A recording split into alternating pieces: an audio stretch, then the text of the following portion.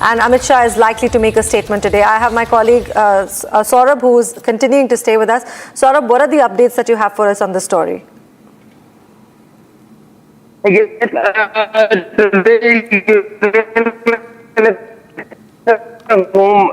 Union Home Minister Amit Shah will be present in the Lok Sabha, and he is opposition. He will reply to everything regarding the CGP protest and the student protest which took place on 20th of July in regarding the NEET paper leak. However, the opposition has created so much ruckus in the parliament for the past several days, as the India government is demanding that the leader of opposition, Rahul Gandhi, should also speak on the Jharkhand student protest, which is currently going on for past several days regarding the same paper leak. And in Jharkhand, also, I want to tell our viewers that there is a lathi charge by the police officials on the students, as there is a Congress-led government in the state itself, and but the opposition is raising the issue of the national capital, and they are demanding answers from Union Home Minister Amit Shah regarding the police action on the CJP youth who were present at that location. But they are not ready to give the answers on Jharkhand, where the students are protesting. They are demanding accountability from the government, and Jharkhand police have done severe brutality with that students, and they have done a lathi charge when these students in the Jharkhand were protesting. And today, Union Home Minister Amit Shah will reply to all the questions raised by the opposition in the parliament, as he will be present in the parliament for a debate. And NDA government is also demanding that leader of opposition Rahul Gandhi should also speak on the Jharkhand student protest, where Congress government is leading the stage. Back to you. Right, Saurabh. Thank you so much, and please do continue to track this story for us. Right now, viewers, we're slipping into another breaking news that we're getting. There is a VIP privilege that is backed at the Parapana Argara Central Prison. This is in Bengaluru. I'm speaking about the Parapana Argara Central Prison in Bengaluru, where a mobile phone and a pen drive was seized from the barracks of convicted rapist and former MP Prajwal Revana. Now, this was a surprise raid that was organized by the Central Crime Branch, the CCB, and the CCB carried out a sudden inspection of the prison premises, and they uncovered prohibited electronic devices among the belongings of Revana's cell. So, complete VVIP treatment happening for the ex-MP, former MP Prajwal Revana. And I have my colleague Abhishek joining us from Bengaluru to give us more details on this matter. Abhishek, over to you. Well, Prajwal Revana he was a MP from the JDS party. He has been in Parapanagra for the last couple of months in a rape case, which was very crucial during those couple of months, because it was an unbelievable instance that Prajwal Revana had initiated not with one but many of the women, and the court had also found him guilty, and that is why he was at Parapanagra. And after Alok Kumar as the deputy of the prison, it is another raid which was laid by the Central Crime Branch, or the CCB as we call it, only pertaining to the VVIP cells in Parapanagrahara. And during that raid, a mobile phone and a pen drive was found at Prajwal Revana's cell, and this is creating another question mark because who gave him the Redmi phone? Who gave him the pen drive? And if at all he had a pen drive, there also should be an access or a TV or the port of the USB to use that particular pen drive.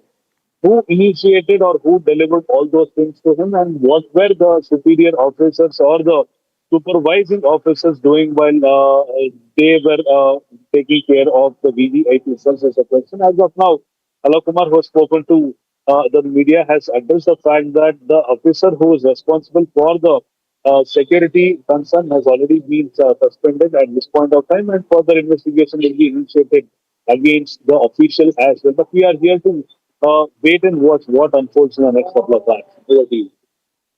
And I'm sure you will continue tracking that for us, Abhishek. Thank you for joining us from Bengaluru and giving us all these details. Right now, viewers, shifting our focus to another story where the FCRA Amendment Bill has now been sent to a joint parliamentary committee. This is for wider consultations and days after the opposition protests and disruptions that took place in the parliament. The opposition had demanded the withdrawal of the bill, with the Congress and other parties mounting protest over its provisions. The government has, however, chosen the JPC route, similar to the one followed in the Waqf Board. With the bill now heading for a wider deliberation, the key question is not whether the government will bring it back, but when it will. Take a look at this detailed report. The FCRA bill has been the focus of the monsoon parliament session. The FCRA is a law which every country has under different labels. No country allows you to move capital freely. Just a day before it was to be tabled in the parliament, it has been sent to a JPC. As the dust settles, the antics of the opposition becomes clear.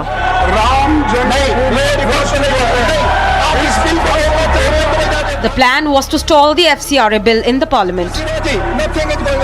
Abhishek, you had at the beginning of this parliament session, you had the CJP protest. You had attempts made to stall parliament. I think it's become increasingly clear, even today when the BJP held a news conference, when the Home Minister, they wanted Home Minister to come in. Home Minister saying, okay, I'm coming in. He's ready for a debate. But they don't want the debate, right? It appears that the intention was to stall parliament all along. Delimitation is not there. FCRA is the only significant piece of legislation now coming in, which is so controversial. It is now clear that stalling FCRA was the single agenda perhaps in this session. Is that now becoming increasingly clear? Well, moving of goalposts is something which the opposition has done this entire session, Niranjan. So it began with student protest, then it went to Dharmendra Pradhan, then it went to getting Amit Shah to speak in parliament. Now the government has said, okay, fine, we are ready. Are you ready to face? They are saying, no, we are not ready to face the Home Minister. So I think opposition is painting itself, or rather has painted itself in a corner. What is it about the FCRA that spooks the opposition so much that they want the bill withdrawn? विदेशी पैसा आए भारत को तबाह बर्बाद करने के लिए, जिसके लिए पैसा आए उसमें तो कुछ नहीं है. उसकी व्यवस्था है, कौन भेजेंगे कौन नहीं भेजेंगे, उसके नियम है, कानून है. डर किस बात? डर उसी को होगा जो उसका नाजायज. Goalposts keep changing from demand of Dharmendra Pradhan's resignation to Home Minister to speak. But now the bill has been sent to a JPC for wider deliberations from all parties. This shows that the bill will surely be reintroduced again. The question is no longer about whether it will be passed, but a matter of when. Let's debate. Heading into a short commercial break, but coming up is outgoing Air India CEO Campbell Wilson summoned by the government to seek answers amid the ongoing probe in the Air India altitude drop mishap. After a short break.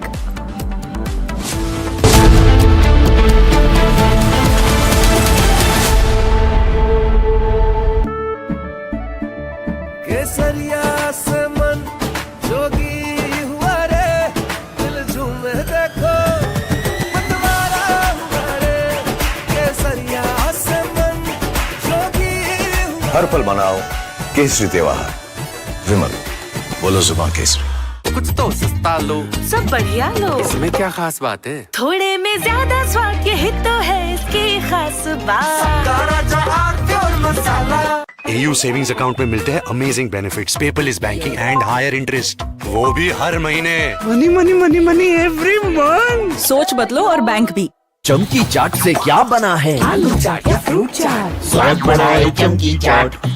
क्या बात है? स्वादिष्ट पकोड़े और परेशान, अरे चमकी चाट है इसकी जान. असली स्वाद सिर्फ चमकी चाट. बेस्ट हरा बोर्ड दिखाना.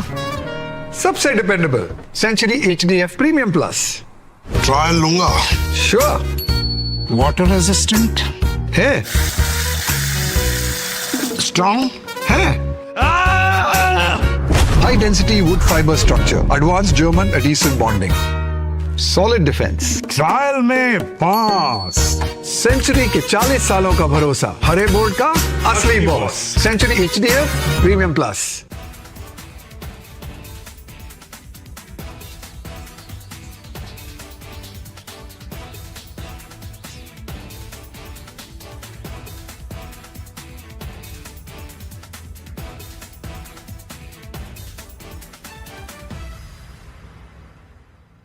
वहाँ पे 5:30 बजे शाम को आज जो है बहुत तेज फैसला लाया है।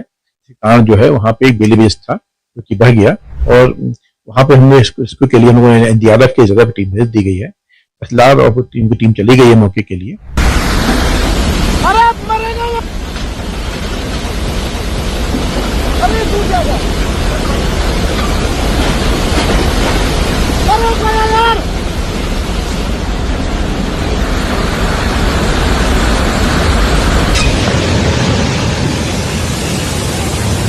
ये ब्रिज जाएगा, ब्रिज जाएगा, bridge.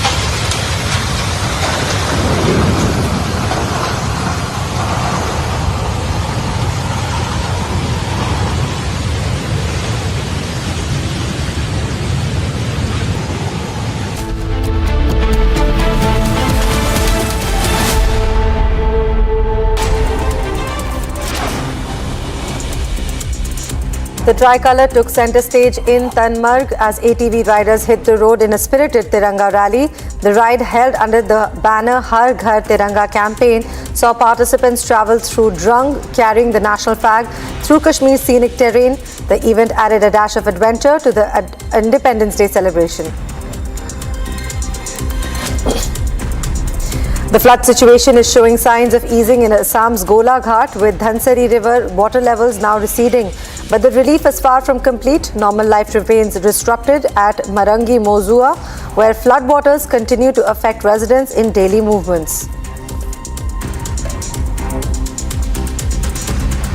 Panic gripped Mumbai's Ville Parle after flames erupted on the 11th floor of a high-rise late Tuesday. Firefighters rushed to evacuate residents and contain the blaze. 6 people were reported injured. 2 of them have been declared dead on arrival, while 4 others are now said to be stable.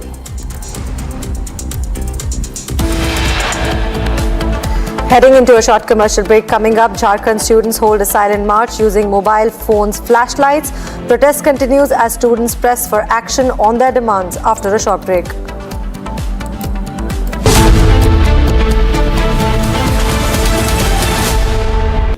Amity has been ranked India's #1 not-for-profit private university for 11th year, with top 10 ranked institutions in management, engineering, biotech, law, masscom, telecom, hospitality, fashion and more. Yet another top ranking for Amity University.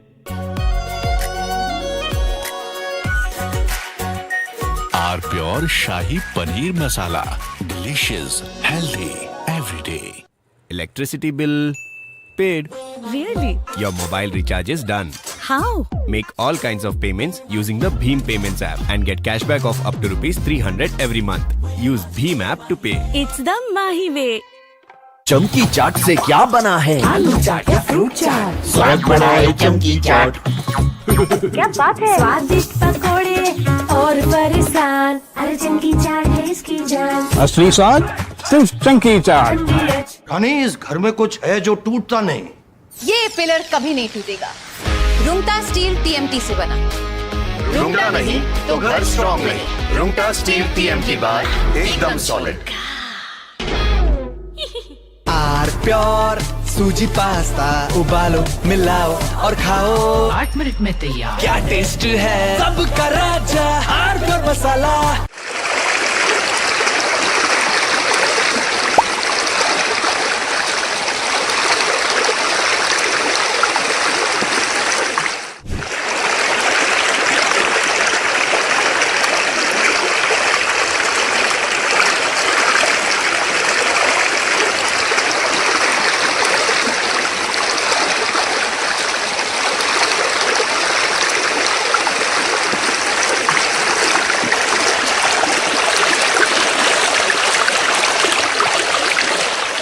Sir, Assam का स्थिति बहुत खराब है। नाजिरा, शिवसागर, सरायदेव, मंगलदय, जागीरोड उसका बाद खुमताई में भी 4-5 दिन से वो धनसिरी जो रिवर है वो बढ़ गया है और इसीलिए बहुत गांव में पानी घुस के आदमी को रिलीफ कैंप में रहना पड़ा है। तो सरकार ने रिलीफ कैंप बनाया है, उसमें लोग बैठा है और बहुत बुरी हाल हो गया है। Devastating flood which caused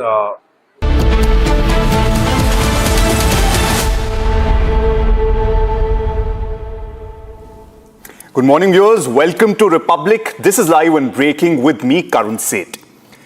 Starting with our first headlines for today, infrastructure is powering India's transformation, driving growth, connectivity and opportunity. Now, from world-class airports and expressways to high-speed rail, smart cities, renewable energy and multimodal logistics, India is building at an unprecedented scale.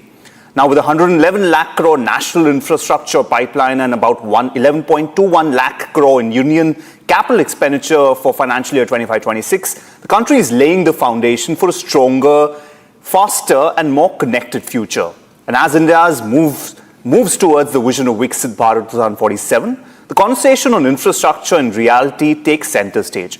Republic proudly presents the Viksit Bharat 2047 Infra and Reality Edition on Thursday, the 13th August, bringing together policymakers, industry leaders, investors and innovators to shape the future of India's built environment.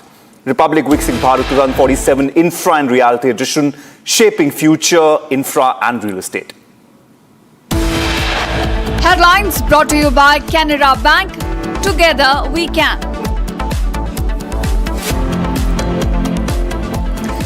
Air India in massive trouble. AI 2379 pilot behavior reports emerge after 300 feet drop. Sources say pilot acted under influence of substances.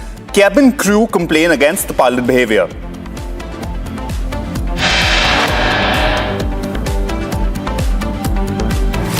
Outgoing Air India CEO Campbell Wilson summoned. Government seeks answers among the ongoing probe into the Air India altitude drop mishap.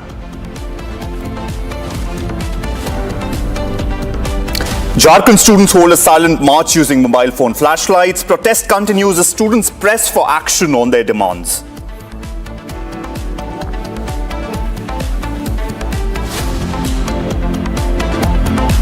FCR amendment will refer to a joint parliamentary committee, all parties to deliberate on the proposed changes.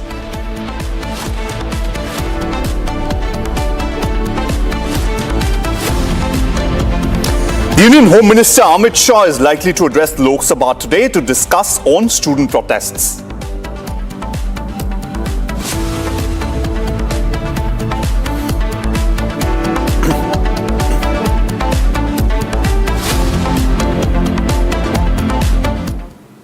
Good morning, viewers. This is Live and Breaking with me, Karun, and we begin with the first one. Now, the agitating Jharkhand students refused to call off their stir and took out a silent procession on the 18th day of the protest. Now, while speaking to Republic, the students have fully exposed how the protest is being hijacked and how they're being harassed. Now, they also spoke against the police brutalities.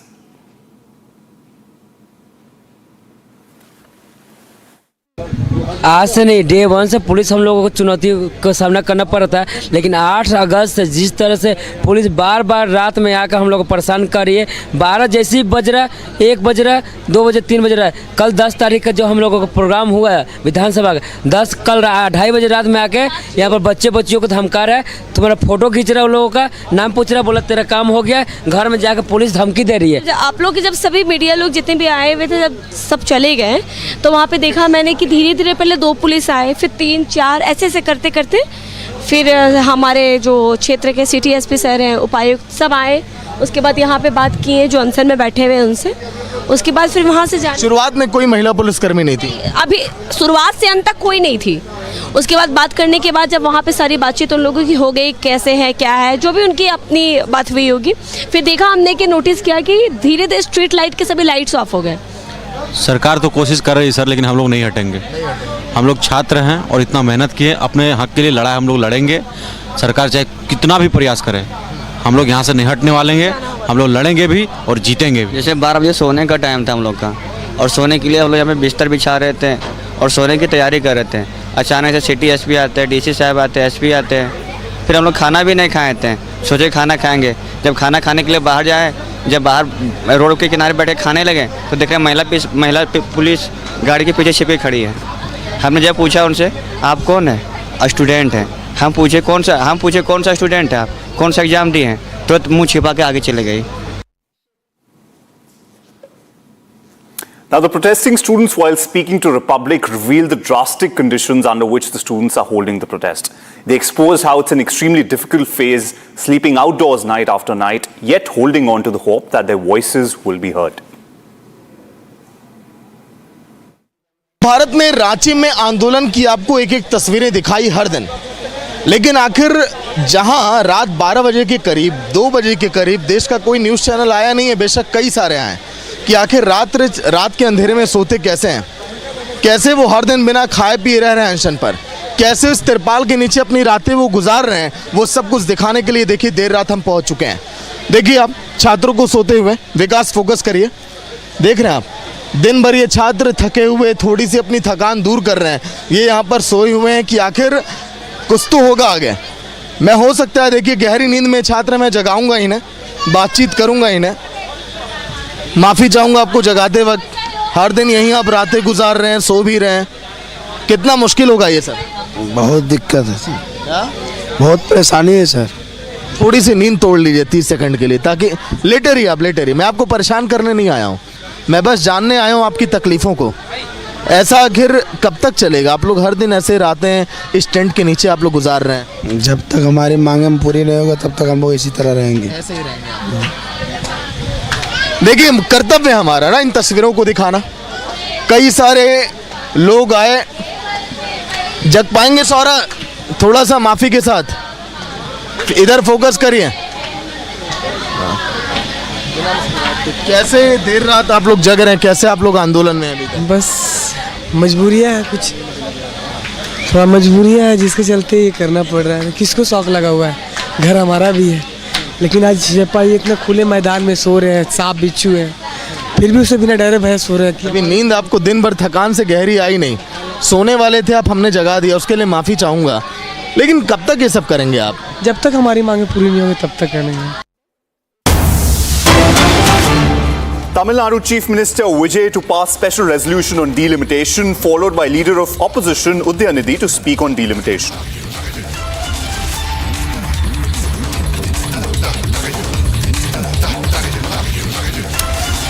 Now, Tamil Nadu Chief Minister C. Joseph Vijay is scheduled to move a resolution in the Tamil Nadu Assembly today. This opposing the proposed delimitation of the Lok Sabha constituencies. Now, Tamil Nadu is concerned because their claim is that the certain states have generally controlled population growth more successfully.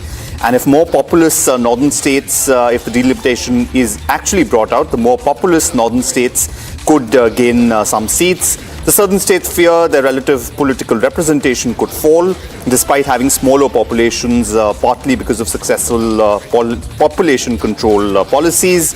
Tamil Nadu's position is essentially that they don't want to penalize states that succeeded in controlling population. Now, Tamil Nadu government is seeking to retain the existing allocation of the Lok Sabha seats and the current 543 seat strength. Interestingly, the leader of opposition, Udayanidhi, comes in here, which brings an interesting political angle to this. We would be listening in to what the leader of opposition, Udayanidhi, will speak in the Tamil Nadu Assembly today. It's interesting to see whether he supports the CM Vijay or whether they take a different stance. So far, we expect the leader of opposition to toe the line and also support the Tamil Nadu Chief Minister in passing this resolution. Now remember, this is just a resolution in the Tamil Nadu Assembly. It does not have any binding impact. It is just like an appeal to the central government and to Lok Sabha, where the southern states, specifically Tamil Nadu here, is against passing of the delimitation bill. Now we've got Sharda on line with us. Sharda, we hear the Tamil Nadu Chief Minister Vijay is to pass the resolution on delimitation today. We also hear Udyanidhi's plan to speak. What do we foresee the opposition, saying here, and what stance are they likely to take on this?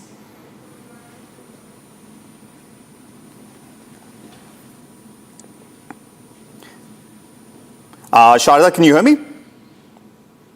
I believe we've lost Sharda there, but again, we're seeing visuals now, and shortly after today, as the Tamil Nadu Assembly begins, the Tamil Nadu Chief Minister Vijay is planning to pass the special resolution on delimitation. Tamil Nadu's argument obviously is that they followed the family planning and population control policies, and they fear losing political representation because their population grew slowly.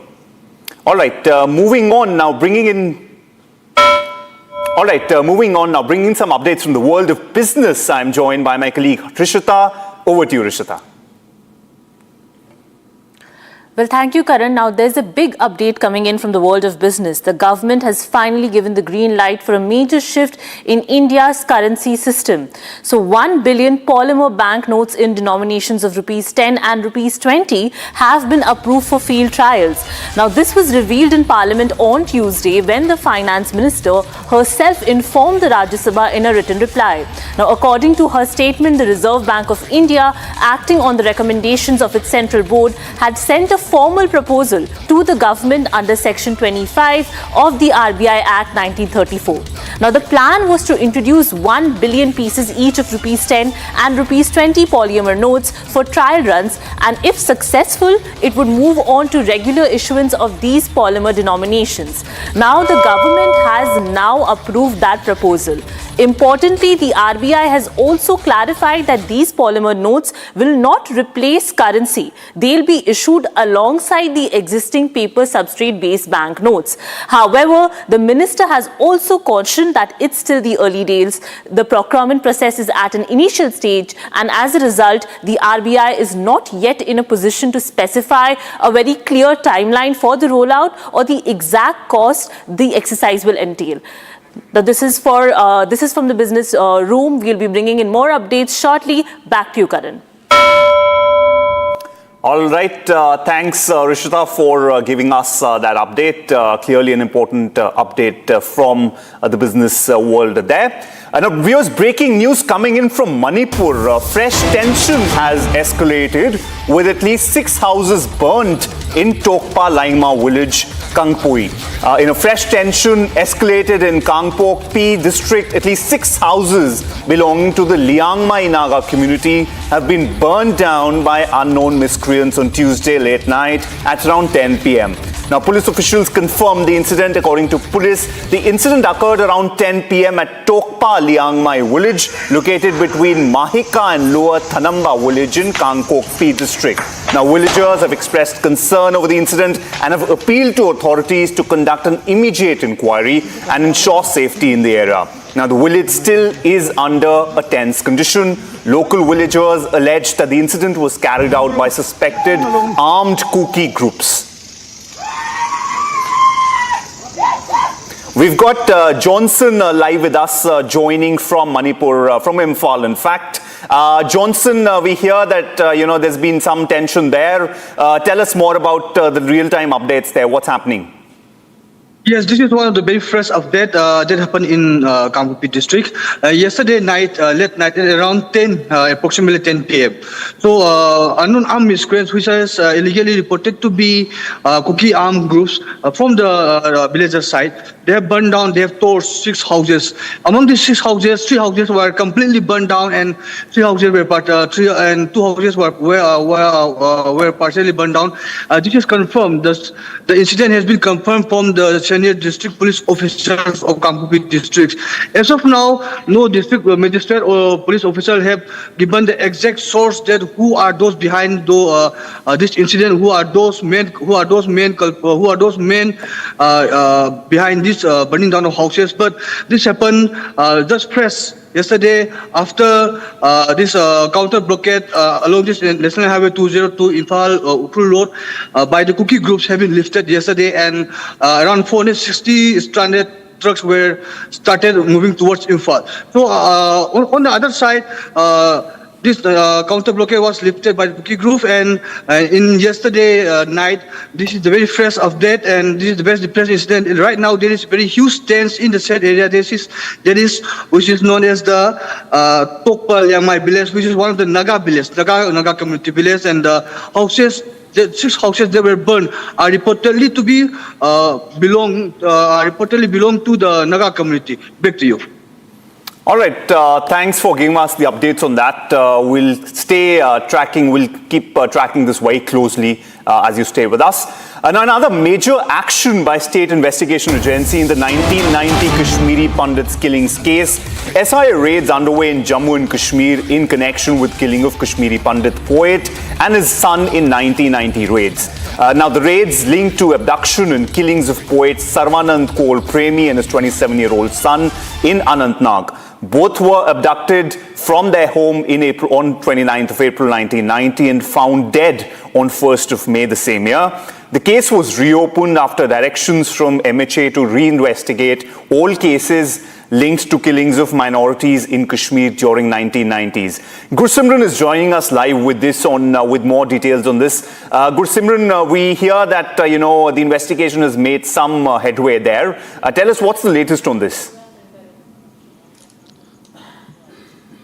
See, right now we are reporting from the Shahbaz colony where the raids are presently underway with regards to the killings of Kashmiri Pandits that have taken place in 90s. And the visuals that we are showing you from the houses that are presently being raided by the teams of the State Investigating Agency. Important to mention that this case pertains to Sarvanand Kaur Premi, one of the renowned Kashmiri Pandit poets, and his son, 27-year-old son, Virendra, who was brutally killed after being abducted on 29th of April 1990. And then 2 days after that, on 1st of May, their body was found, lifeless body was found in the South Kashmir's Anantnag itself, and there were visible marks of torture and the brutality that were done on them. Here you will see that the teams of the local police station, they are also here. This Central Armed Police Forces have also been deployed here because this case is a sensitive case. It pertains to the targeted killing of the Kashmiri Pandits. Reason being that with the motive that the exodus has to take place. There have been numerous killings that have taken place, but the major concern is that there were no headaways in the case. This case is the FIR number 45 that was registered in the Doru police station in Anantnag in 1990s. But the day the case was registered and the investigation was carried out, it did not saw light of the day. Reason being that there were no independent witnesses or zero witnesses to this case, and the case had to be closed. But on the directions of the Ministry of Home Affairs, we saw that all the cases are being reopened. The case of the Sarla Bhatt, the Kashmiri Pandit who was killed and recently being charge sheeted, in which Yasin Malik's name has also surfaced, that how he was the one who was the entire conspirator of the entire this killing of the Sarla Bhatt. This has surfaced, and now one more case of the Sarvanand Kaur Premi and his son's killing, abduction and killing, that has been reopened by the State Investigation Agency, and as we speak, a total of 9 locations are presently being raided by the teams of the State Investigation Agency, and we are told that several other cases that are linked to the killings of the minorities that will also be reopened by the agency in the days to come. Reason being that the security apparatus, be it the Ministry of Home Affairs or the Jammu and Kashmir LG administration, they have taken a serious note of all those cases that were closed prematurely, or the closure report had to be filed due to the absence of all those witnesses, as no one came to give witness to this abduction and the killings that have taken place. Yes. All right, thanks Gursimran. Please do keep tracking this for us, and we'll keep coming back with updates on this. Another breaking news that we're tracking since morning: Tamil Nadu Chief Minister Vijay is to pass a special resolution on delimitation, followed by a leader of opposition Udayanidhi to speak on delimitation today. We've got Sharda joining us live on this. Sharda, we hear that Udayanidhi is also to speak on this. Interestingly, on 8th of August, when Vijay had actually called the meeting for all MPs, the DMK and the AIDMK had actually boycotted the meeting. What do we expect the DMK and AIDMK as a stance to be here? Do they plan, what do you see, do they plan to support him on this, or do they have a different plan? Well, the ideology for the delimitation is same among all the political parties in the state. While one section, which is the DMK and the AIDMK, asked for fair delimitation to be considered, whereas the current ruling government, TVK plus the Congress, an allied party, and the coalition government is asking for no delimitation. The question now starts because Vijay had called for an all MPs meet, but out of the 57, only 20 MPs had attended the delimitation meet and stated that they want no delimitation, that no changes in the members of the 543 that is already in the parliament, and that they want to maintain it to be the same for the next few years. And apart from the defreezing of the delimitation, Vijay is also urging the centre to pass the women's reservation bill without the census and the delimitation passed. Today, after Vijay's speech, to pass a special resolution on delimitation to freeze the numbers, we have the DMK, which is also going to be speak about delimitation. If you remember back when the Chief Minister was M.K. Stalin, he had called for 5 to 6 states Chief Minister and the MPs of that particular state representatives to talk in the delimitation, asking for fair delimitation. If the numbers are based on the census or the population, well, the southern states will face a problem. Now, we have a possibility that instead of freezing, a 50% increase in the bill that is going to be proposed by the centre, as reports suggest. So now we have to wait and watch whether the DMK stance will continue to be with a fair delimitation with a 50% increase, saying that there might be betterment for the state if there is the unfreeze of the delimitation as per the parliament rule when it happens. In that case, we have to wait and watch whether the DMK stance might change here with fair delimitation as the numbers are to increase for the state. All right, and what do you see post this? What do you see the government's next steps to be? Do we expect Vijay to actually lead an all-party delegation to New Delhi to appeal to the government here? Well, there's a lot of political problems in this because when Vijay called for an all-political party meet of the MPs, the DMK and the ADMK boycotted it. So now it is only the Vijay's TVK along with its ally party, Congress, MDMK, VCK, representing TVK at the centre will be taking this up forward. Because if you see, Vijay's government is a newly formed government, and the question comes now that whether the DMK is ready to support the TVK when it comes to the centre. Meanwhile, there are also multiple political possibilities whether the DMK are now, because they are not with the Congress, they are not part of the India Alliance, might have a different opinion that benefits only the state, so it's neither anti-Congress, anti-BJP stands for them.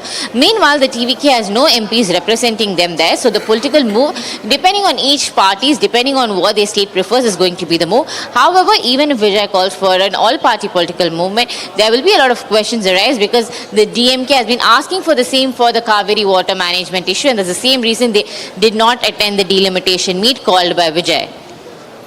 And you also see, is there a possibility of the TVK government actually reaching out to other South Indian chief ministers as well in southern India to sort of form a regional coalition on this? Well, Karan, as of now, no indication that the TVK is going to ask for other southern states, because the question now comes as to what the Congress stance is, because Congress in other states, especially in the southern states, have been silent on the delimitation, have not been spoken about whether they want no delimitation or fair delimitation. Meanwhile, the Congress in Tamil Nadu is alone maintaining this voice, saying that they need no delimitation, the numbers should be maintained the same. So it depends on whether the Congress in other states, because Karnataka and Kerala now have a Congress government, till date have not discussed about delimitation.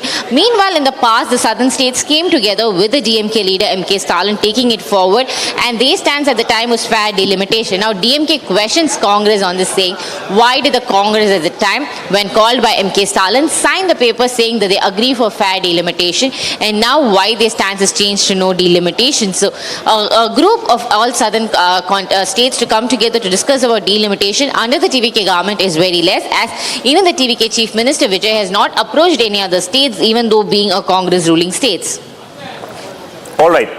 Thanks, Sharda, for giving us more details. And it will be interesting to watch what Udayanithi has to say today. And in fact, what the state BJP unit's position is on this. We'll keep tracking that. In the meantime, breaking news coming in from Mumbai. Now, a portion of a hill collapsed in the Goswami Chol area of Ghatkopar. The landslide reportedly occurred after 2 a.m. And it's reported that 5 to 6 people are trapped at the site. Now, firefighters, the Mumbai police and the NDRF have arrived at the scene. The incident took place between 3 and 4 a.m. Mayor Ritu Tavre has reached the spot. Now, we see a situation where obviously a portion of a hill has collapsed. This is in the Goswami Chol area of Ghatkopar. The landslide has reportedly occurred after 2 a.m. So it's happened late night yesterday. In terms of casualties, it's reported that about 5 to 6 people are trapped, and we currently have at the site firefighters. The NDRF has reached the site, as well as the Mumbai police, all carrying out a coordinated rescue operation. Now, Mayor Ritu Tavre, who's the mayor for the Ghatkopar area, specifically Goshia Chaul area where this has happened, has also reached the spot. As you see on your screens, the visuals of the collapse of the hill. Now, this has happened late last night, and about 5 to 6 people are reportedly trapped. And we see there all of the different teams working together, trying to rescue those trapped here. We also see Mumbai Mayor.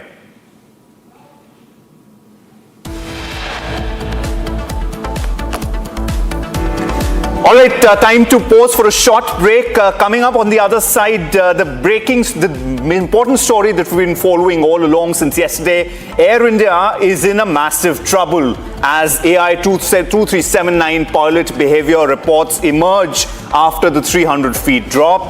Sources say the pilot acted under influence of substances, and the cabin crew also complained against the pilot behavior.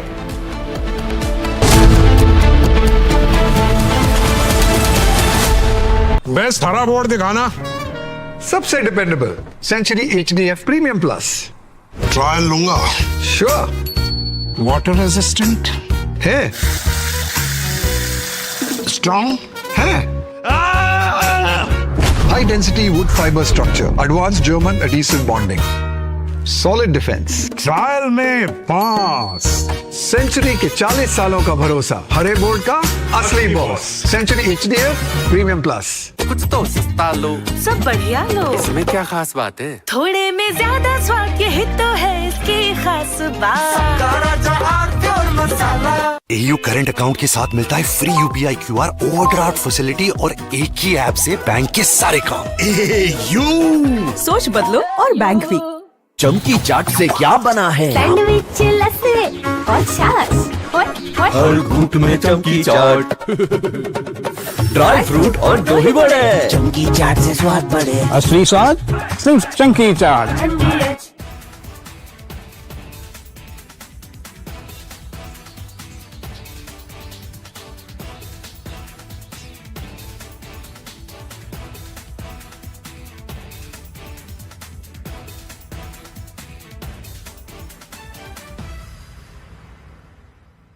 वहाँ पे 5:30 बजे शाम को आज जो है बहुत तेज फैसला आया है। कारण जो है वहाँ पे एक बेली बेस था जो कि बह गया, और वहाँ पे हमने इसको के लिए हम लोगों ने NDRF की जगह पे टीम भेज दी गई है। फिलहाल और टीम चली गई है मौके के लिए।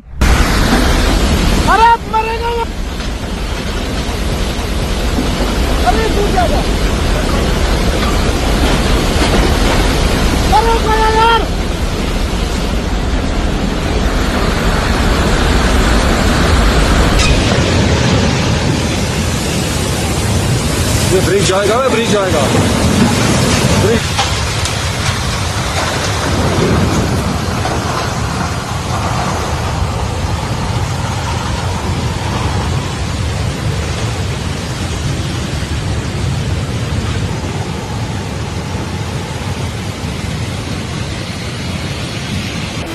ठीक। All right, coming up in his 5th video message to the youth, Prime Minister Modi addresses the Jantar Mantar protests. PM's. All right, FCRA amendment bill has been sent to Joint Parliamentary Committee.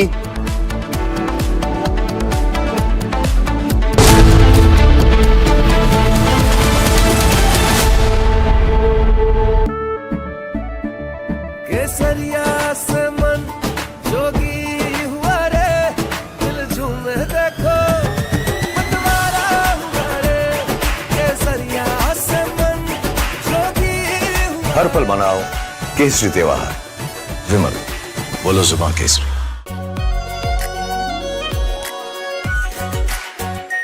Are pure shahi paneer masala, delicious, healthy, everyday. यानी इस घर में कुछ है जो टूटता नहीं। ये पिलर कभी नहीं टूटेगा। रुंगटा स्टील टीएमटी से बना। रुंगटा नहीं तो घर स्ट्रॉन्ग नहीं। रुंगटा स्टील टीएमटी बार एकदम सॉलिड। चमकी चाट से क्या बना है? सैंडविच लस्सी और छाछ। हर घूंट में चमकी चाट। सिर्फ चंकी चाट। I wake up wearing someone else again. Don't let it slip. I'm losing. I don't wanna be safe anymore. Underneath there's a Finding myself. That's my moment of Sarah.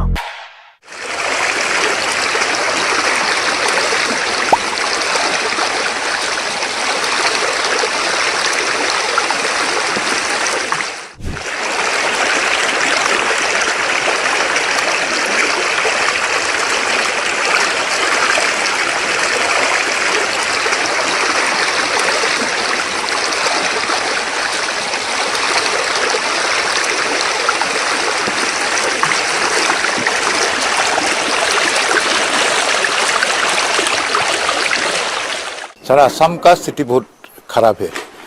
Nazira, Shivsagar, Charaideo, मंगलदोय, Jagiroad, उसका बाद खुमताई में भी 4-5 दिन से वो धनसिरी जो रिवर है वो बढ़ गया है और इसीलिए बहुत गांव में पानी घुस के आदमी को रिलीफ कैंप में रहना पड़ा है। जो सरकार ने रिलीफ कैंप बनाया है उसमें लोग बैठा है और बहुत बुरी हाल हो गया है। Devastating flood which caused affected 1,600,000. From Asia's largest news headquarters, setting the agenda for Bharat.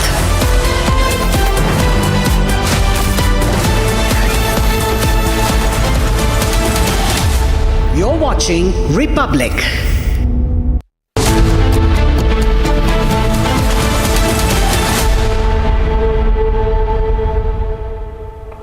A very good morning, viewers. This Independence Day, Republic TV brings to you the Nationalist Collective Conclave. And Independence Day is special, a powerful tribute to the extraordinary men and women who served India with courage, pride and unwavering devotion. From the stories of our brave hearts and their ultimate sacrifice to the families who continue to carry their legacy with strength and pride, the Conclave brings you powerful conversations on courage, service and much more. A day to remember those who put the nation before self. Nationalist Collective Conclave. Their sacrifice, our freedom. Only on Republic TV. It's time for the headlines.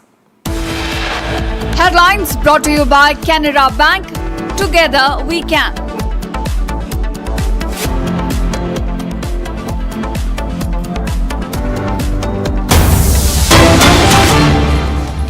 उन्हें नहीं की होगी। वो भारत जैसे विशाल देश के राष्ट्रपति बने। साथियों, इतने बड़े पद पर पहुंचने के बाद भी कोविंद जी का विनम्र व्यक्तित्व, उनकी सादगी ऐसे ही कायम रही। मुझे याद है प्रधानमंत्री के तौर पर मैं राष्ट्रपति भवन में उनसे मिलने जाता था। प्रोटोकॉल के हिसाब से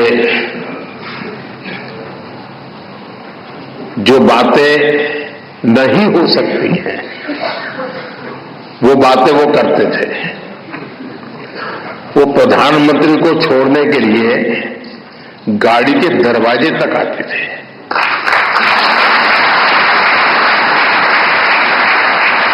मैं शुरू में उनको प्रार्थना करता रहता था, प्लीज आप ऐसा मत कीजिए, लेकिन उन्होंने जीवन के आखिर तक अपनी उस विनम्रता को भी छोड़ा नहीं।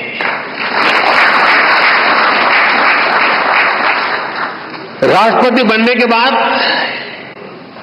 जब अपने गांव परौंक गए तो उन्होंने वहां अपने गुरुओं के पैर छूकर उन्हें प्रणाम किया। गांव की मिट्टी को नमन करके उन्होंने गांव के सामान्य लोगों का धन्यवाद किया। पूरे देश ने वो भावुक दृश्य देखा था। उनके इस आचरण ने दुनिया के सामने भारत के संस्कारों की ऐसी तस्वीर सामने रखी जिस पर हर भारतवासी गर्व करता है। साथियों, गुलामी के सैकड़ों साल में हमारे देश ने आर्थिक और सामाजिक रूप से बहुत कुछ खोया था। हमारे पूर्वजों ने सदियों तक संघर्ष किया। महात्मा गांधी, बाबा साहब आंबेडकर, ज्योतिबा फूले, सावित्रीबाई फूले, ऐसी कितनी ही महान विभूतियों ने भारत के नवनिर्माण का सपना देखा था। एक ऐसा भारत जहां गरीब से गरीब, वंचित से वंचित को शिखर तक पहुंचने का अवसर मिल सके। कोविंद जी जैसे व्यक्तित्वों ने अपने श्रम और काबिलियत से केवल खुद का जीवन ही बदला इतना नहीं है, उन्होंने सदियों के उन स्वप्नों को, उस विजन को भी साकार करने में अपनी अहम भूमिका निभाई है। और इस दिशा में हम सबके प्रयास अभी भी जारी है। हमें भविष्य में कोविंद जी जैसे अनेकों युवा चाहिए जो परेशानियों से परास्त न हो, जो मुश्किलों से मायूस न हो, बल्कि अपनी मेहनत से हर मंजिल को आसान बनाने का हौसला रखे। इसी बदलाव से सशक्त भारत के निर्माण का संकल्प पूरा होगा। यहीं से आत्मनिर्भर और विकसित भारत का रास्ता बनेगा। साथियों, ऐसे युवा शक्ति के निर्माण के लिए जो प्रेरणा चाहिए, कोविंद जी की ऑटोबायोग्राफी उसका अहम स्रोत बन सकती है। साथियों, कोविंद जी ने अपने जीवन में मोरारजी भाई देसाई के साथ अनुभवों के बारे में भी इसमें विस्तार से बताया है। कोविंद जी के भीतर देश सेवा की जो भावना थी, मोरारजी भाई के साथ काम करके उन्होंने जो सीखने को मिला, जो रास्ता मिला, कोविंद जी ने राजनीति और समाज सेवा को अपना मार्ग बनाया। वो अपने कर्तव्यों के लिए समर्पित रहे। सेवा को उन्होंने अपना लक्ष्य बनाकर काम किया।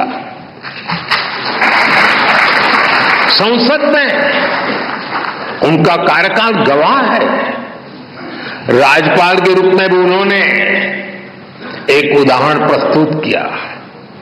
राष्ट्रपति के रूप में भी हमें उनकी यही कर्तव्य निष्ठा दिखाई देती रही। यहां तक कि राष्ट्रपति जैसे सर्वोच्च पद से सेवा मुक्त होने के बाद भी उन्होंने विश्राम नहीं लिया है। वो अभी भी एक देश एक चुनाव, वन नेशन वन इलेक्शन जैसे महत्वपूर्ण विषय पर काम कर रहे हैं, देश को जगा रहे हैं।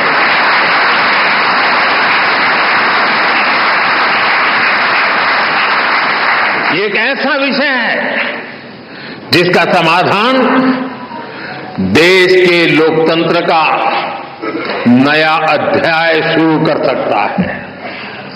मैं मानता हूं कोविंद जी की इस कर्तव्य निष्ठा और सेवा भाव से देश के लोग बहुत कुछ सीख सकते हैं। साथियों, सामाजिक जीवन में सक्रिय रहते हुए ऑटोबायोग्राफी के लिए समय निकाल पाना बहुत मुश्किल होता है। कोविंद जी ने ये काम हम सबके लिए किया है, क्योंकि उनके जीवन में ऐसा कितना कुछ है जिसमें गरीब वंचित तबके से आए तमाम लोग अपने जीवन की परछाई देख सकते हैं। कैसे एक साधारण परिवार मुश्किल हालातों में भी जीवन की शुचिता और ईमानदारी से समझौता नहीं करता, कैसे वही आदर्श आगे चलकर हमारे जीवन का आधार बनते हैं, हमारे कठिन समय के मूल्य किस तरह जीवन भर में हमें रोशनी देते रहते हैं, कैसे इस पवित्रता से हमें राष्ट्र सेवा की शक्ति मिलती है। अलग अलग पदों का दायित्व निभाते हुए कोविंद जी ने समाज को निरंतर इसकी प्रेरणा दी है। साथियों, मुझे विश्वास है कोविंद जी की ऑटोबायोग्राफी इसमें उनके जीवन की ही नहीं बल्कि हमारे लोकतंत्र की भी अहम स्मृतियां सुरक्षित होंगी। मैं एक बार फिर उन्हें उनकी आत्मकथा के लिए शुभकामनाएं देता हूं और मैं खास करके युवा पीढ़ी से आग्रह करूंगा, रील का जमाना है,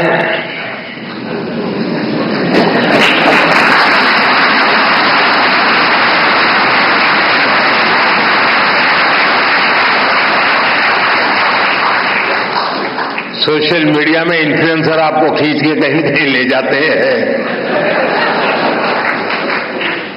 इस शॉर्टकट के युग में भी एक बात हम जरूर याद रखें, रेलवे स्टेशन पे लिखा हुआ होता है, कुछ लोगों को पटरी पर कूद करके जाने की आदत होती, ब्रिज पर नहीं जाते, तो वहां लिखा होता है shortcut will cut you short.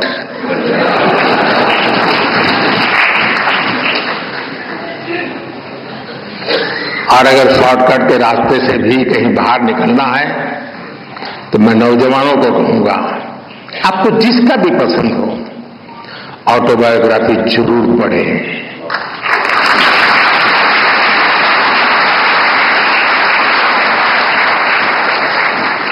Autobiography उस कालखंड की इतिहास की घटनाओं को अलग तरीके से समझने का अवसर देती है।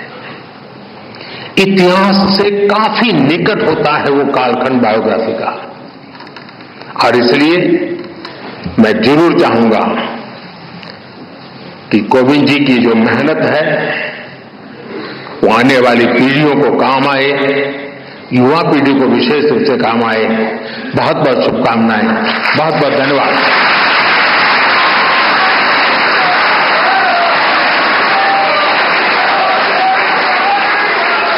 माननीय प्रधानमंत्री जी, आपके प्रेरक विचारों के लिए हार्दिक आभार। इस पावन एवं गरिमामय अवसर पर मैं माननीय लोकसभा अध्यक्ष श्री ओम बिरला जी, परम आदरणीय पूर्व राष्ट्रपति श्री रामनाथ कोविंद जी तथा माननीय पूर्व प्रथम महिला श्रीमती सविता कोविंद जी के प्रति भी हार्दिक कृतज्ञता व्यक्त करती हूँ। ये आत्मकथा और इस All right, viewers, just right now we saw that Prime Minister Modi has released the autobiography of the former President Ram Nath Kovind, titled Triumph of the Indian Republic, My Life, My Struggles. And the Prime Minister Modi was addressing a gathering on that occasion. Prime Minister Modi has released the autobiography, and he has said very, very clearly about the deeply personal account of former President Ram Nath Kovind's life journey, tracing his experiences, struggles and achievements from his early years to his distinguished public life and eventual service as the 14th President of India. And Prime Minister Modi says the book provides insights into the values, experiences and the circumstances that shaped his journey and public service. The release of the autobiography by the Prime Minister is marking a significant occasion, celebrating the life and contributions of one of India's most distinguished public figures.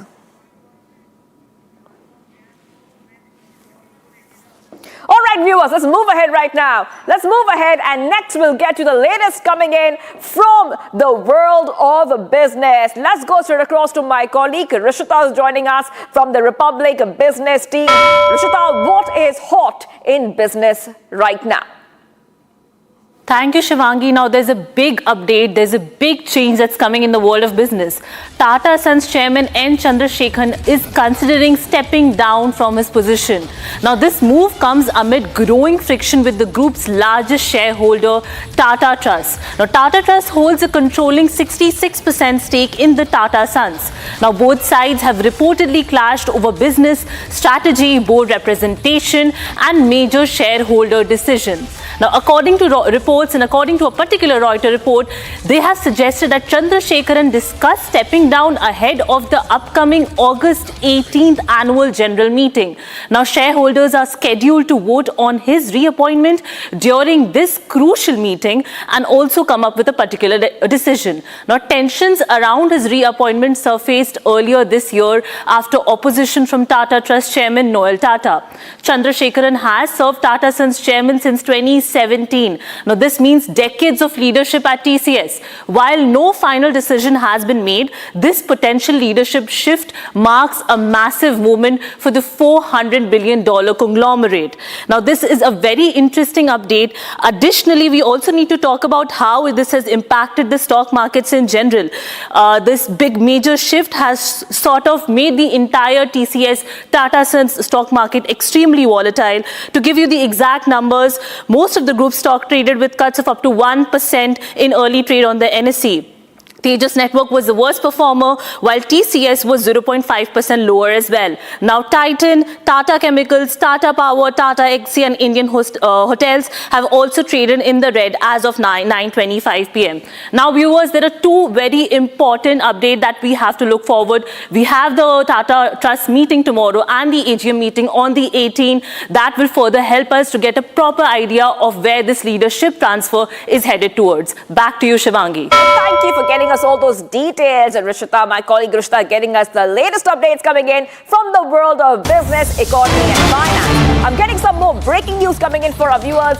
Passengers are facing a breathing issue in a Pune-bound SpiceJet flight from Delhi. This is a big update coming in, viewers, and we'll tell you more about it. Before the takeoff, while coming on the runway, suddenly the temperatures in the flight rose and passengers found it difficult to breathe. And when the passengers complained about the same, allegedly the cabin crew and the pilot misbehaved, I repeat, misbehaved with the passengers and asked them to be seated. After the chaos, it came to light that there was a genuine technical issue in the flight, and the passengers demand a strict action. I repeat, they demand strict action against SpiceJet. So, viewers, one more update coming in of passengers going through a lot of inconvenience.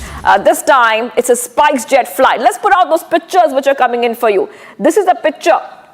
These are passengers who were on a SpiceJet flight from Delhi to Pune, and they have faced severe discomfort and breathing difficulties when the cabin became extremely hot and lacked proper cooling prior to take off. So those are the pictures. You can see that the cabin definitely, there seems to be a lot of problem there, and a lot of these passengers are having problems breathing, and we will of course try to get our viewers more updates. But what is more shocking, viewers, is that when these passengers tried to complain about the same problem, tried to complain that we are having problems breathing, they told the cabin crew about it, they told the pilot about it, but instead of the cabin crew and pilot taking action or helping the passengers relax when such a situation is evolving, the cabin crew and pilot, the passengers allege, had misbehaved with them. After the chaos, it came to light there was a genuine technical issue in the flight.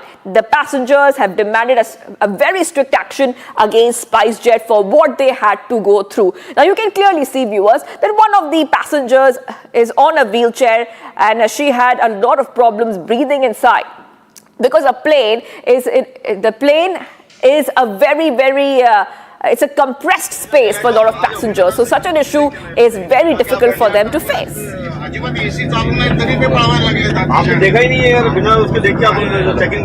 Just remain seated, please. अरे बैठने वाले कहाँ बैठेंगे? बैठने का छोड़, अरे आप इधर आओ, इधर आके बैठो, आप आ जाओ, इधर आके आप बैठिए। अजिबात एसी चालू नाही तरी ते पळायला लागले. आपने देखा ही नहीं है यार, बिना उसके देख के आपने चेकिंग कराया। Just remain seated, please. अरे बैठने वाले कहाँ बैठेंगे? बैठने का छोड़,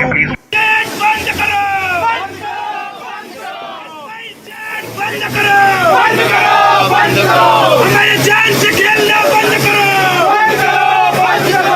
उनके जान से खेलना बंद करो, अरे गेट खोल यार,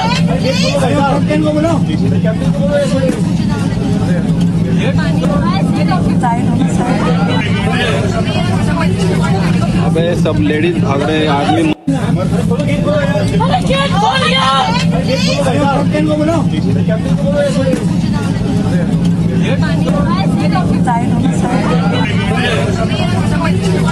अबे सब लेडीज भाग रहे, आदमी अरे गेट खोल यार।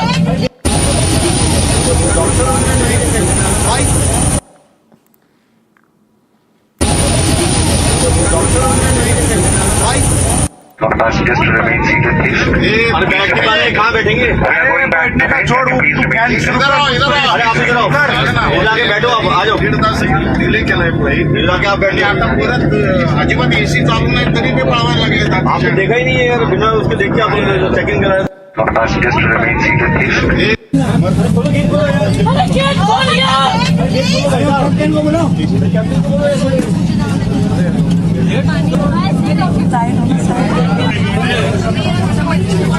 अबे सब लेडीज भाग रहे, आदमी अरे गेट खोल यार,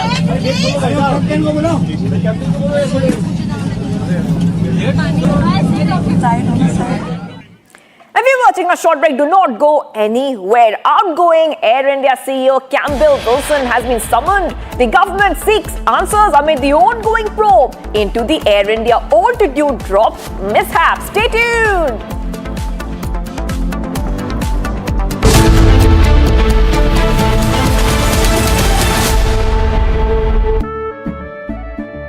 केसरिया से मन जोगी हुआ रे, दिल झूमे देखो मतवारा हुआ रे, केसरिया से मन जोगी हुआ। हर पल मनाओ केसरी त्योहार।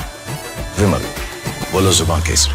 चमकी चाट से क्या बना है? सैंडविच लस्सी और छाछ हर घूंट में चमकी चाट। अब बताओ स्वाद आया? असली स्वाद सिर्फ चंकी चाट। Electricity bill paid. Really? Your mobile recharge is done. How? Make all kinds of payments using the Bheem Payments app and get cashback of up to ₹300 every month. Use Bheem app to pay. It's the Mahi way. Our pure sooji pasta उबालो मिलाओ और खाओ, 8 minute में तैयार। क्या taste है सबका राजा आर प्योर मसाला।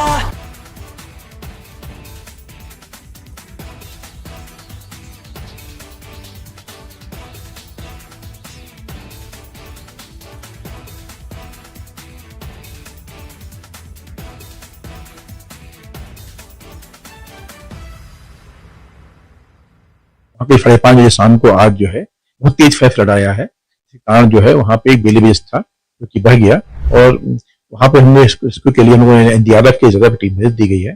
फिलहाल और टीम की टीम चली गई है मौके के लिए।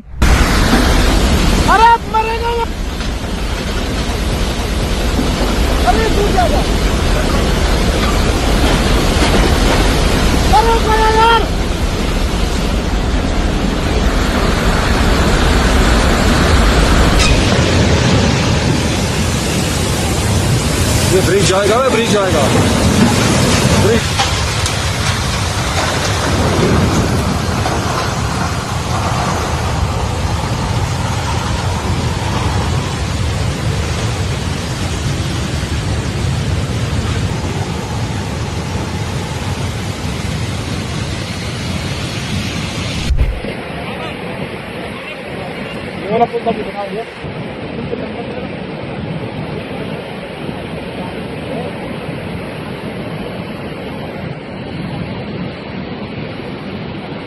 जिले के सिमट तहसील में तमक नाला है पड़ता है, वहाँ पे 5:30 बजे शाम को आज जो है बहुत तेज फेफड़ आया है। इस कारण जो है वहाँ पे एक बेली ब्रिज था जो कि बह गया, और बीआरओ के अधिकारी और कर्मचारी वहाँ पे थे, आसपास ही थे, तो उसमें बीआरओ की गाड़ी है, कैंपर था, वो ड्राइवर भी था, लापता हो गए हैं, उनकी खोजबीन की जा रही है। और वहाँ पे हमने इसको के लिए हम लोगों ने एनडीआरएफ की जगह पे टीम भेज दी गई है, असलार और टीम चली गई है मौके के लिए। उस साइड जो है पुल के उस साइड जो है कोई 16 गाँव पड़ते हैं मेरे, वहाँ पे जो है उनकी सुविधा के लिए स्टोर कराने के लिए जल्दी प्रयास कर रहे हैं कि कल तक हम लोग यहाँ पे दोबारा स्टोर करके व्यवस्था कराया जाए। मैं इस विषय में निरंतर संपर्क में हूँ बीआरओ से, और उनसे जो भी सहायता पड़ेगी, डिमांड रहेगी, उनको उपलब्ध कराएंगे, कराने के लिए प्रयास कर रहे हैं। और ये भी मालूम कर रहे हैं कि आईटीबी पे संपर्क करके उस साइड क्या हो सकता है, कितने टूरिस्ट मेरे हैं, कोई भी जो वहाँ होगा उस टाइप का उपलब्ध कराई जाएगी। Amid continuous rain in Uttarakhand.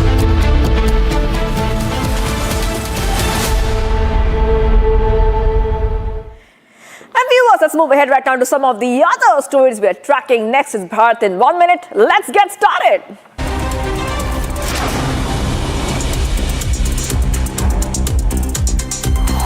The tricolour took centre stage in many areas of Jammu and Kashmir as ATV riders hit the road in a spirited Tiranga rally. The ride, held under the Har Ghar Tiranga campaign, saw participants travel towards Drung, carrying the national flag through Kashmir's scenic terrain. The event added a dash of adventure to the Independence Day celebrations.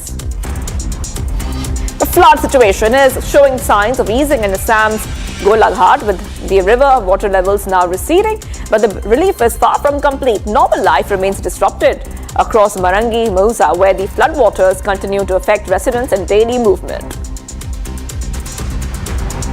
Panic gripped Mumbai's areas after flames erupted on the 11th floor of a high-rise late on Tuesday night.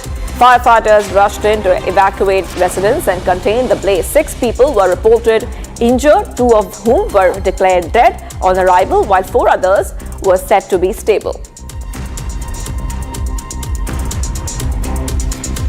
And viewers, taking a short break, do not go anywhere. FCRA amendment bill referred to a joint parliamentary committee. All parties to deliberate on the proposed changes. Stay tuned.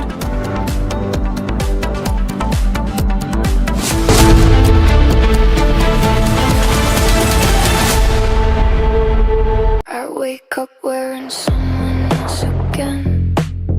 Don't let it slip. I'm losing control. I don't wanna be safe anymore.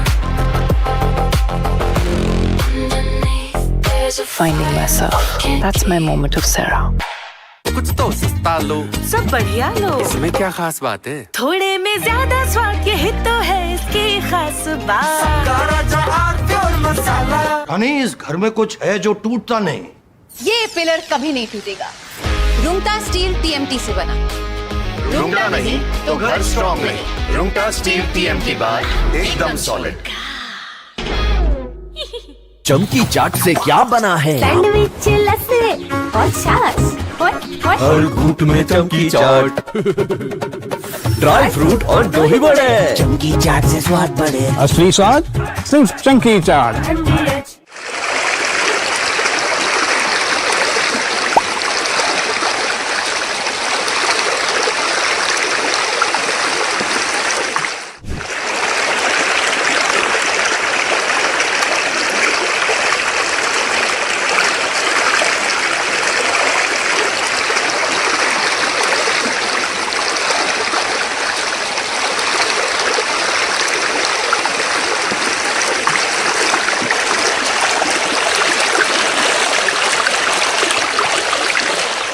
सारा असम का स्थिति बहुत खराब है। नाजिरा, शिवसागर, सरायदो, मंगलदो, जागीरोड, उसका बाद खुमताई में भी 4-5 दिन से वो धनसिरी जो रिवर है वो बढ़ गया है, और इसीलिए बहुत गांव में पानी घुस के आदमी को रिलीफ कैंप में रहना पड़ा है। जो सरकार ने रिलीफ कैंप बनाया है उसमें लोग बैठा है और बहुत बुरी हाल हो गया है। Devastating flood, which caused, affected 166,000 people of our Jorhat district in 304 villages. Casualty number is 9. Number of relief camps were 39, and total number of inmates in the camp is 9,659. So more than 17,000 animals washed away, and total affected numbers of animal 1,18,000. So the flood situation of Jorhat district of Upper Assam is now under control. The water level is receding with the constant support of central government. State government is extending all support for rehabilitation, for relief, medical assistance, and right from public health to medical aid in each and our state government, with the support of state government, are giving full support and cooperation to the flood affected people. हमारी village तक, क्योंकि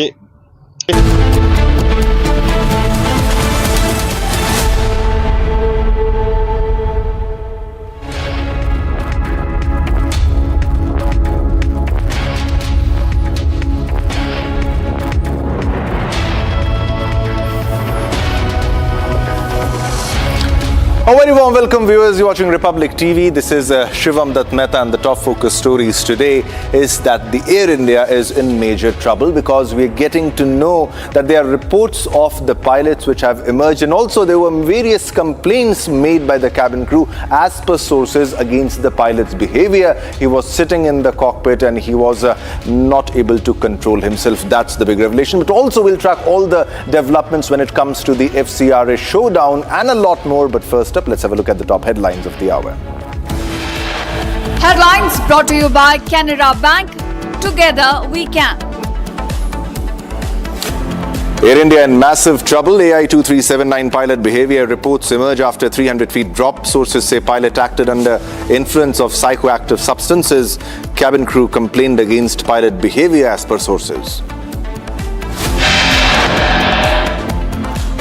Outgoing Air India CEO Campbell Wilson summoned. Government seeks answers amid the ongoing probe into the Air India altitude drop case. Jharkhand students hold a silent march using mobile phone flashlights. Protest continues as students press for action on their demands. FCRA amendment bill referred to a joint parliamentary committee. All parties to deliberate on the proposed changes.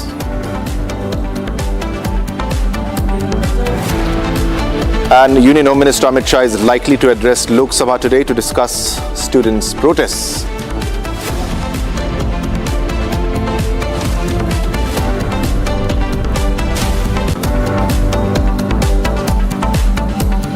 All right, viewers, let's begin this bulletin with a big breaking news development. This is from SpiceJet, about SpiceJet, where passengers face breathing issues in a Pune-bound SpiceJet flight from Delhi. They were gasping for breath, they were gasping for air. Now, before the takeoff, while coming on the runway, suddenly the temperature in the flight rose and passengers found it difficult to breathe. Now, when the passengers complained about the same, that is the breathlessness, now allegedly the cabin crew and the pilot misbehaved with the passengers and asked them to be seated. Now, after the chaos, it came to light that there was indeed a genuine technical issue in the flight. Now, the passengers demand a strict action against SpiceJet in this regard. Now, these are the visuals on your screen of what happened and how the passengers are protesting. They are angry, they are furious. And as you can see, let's listen in.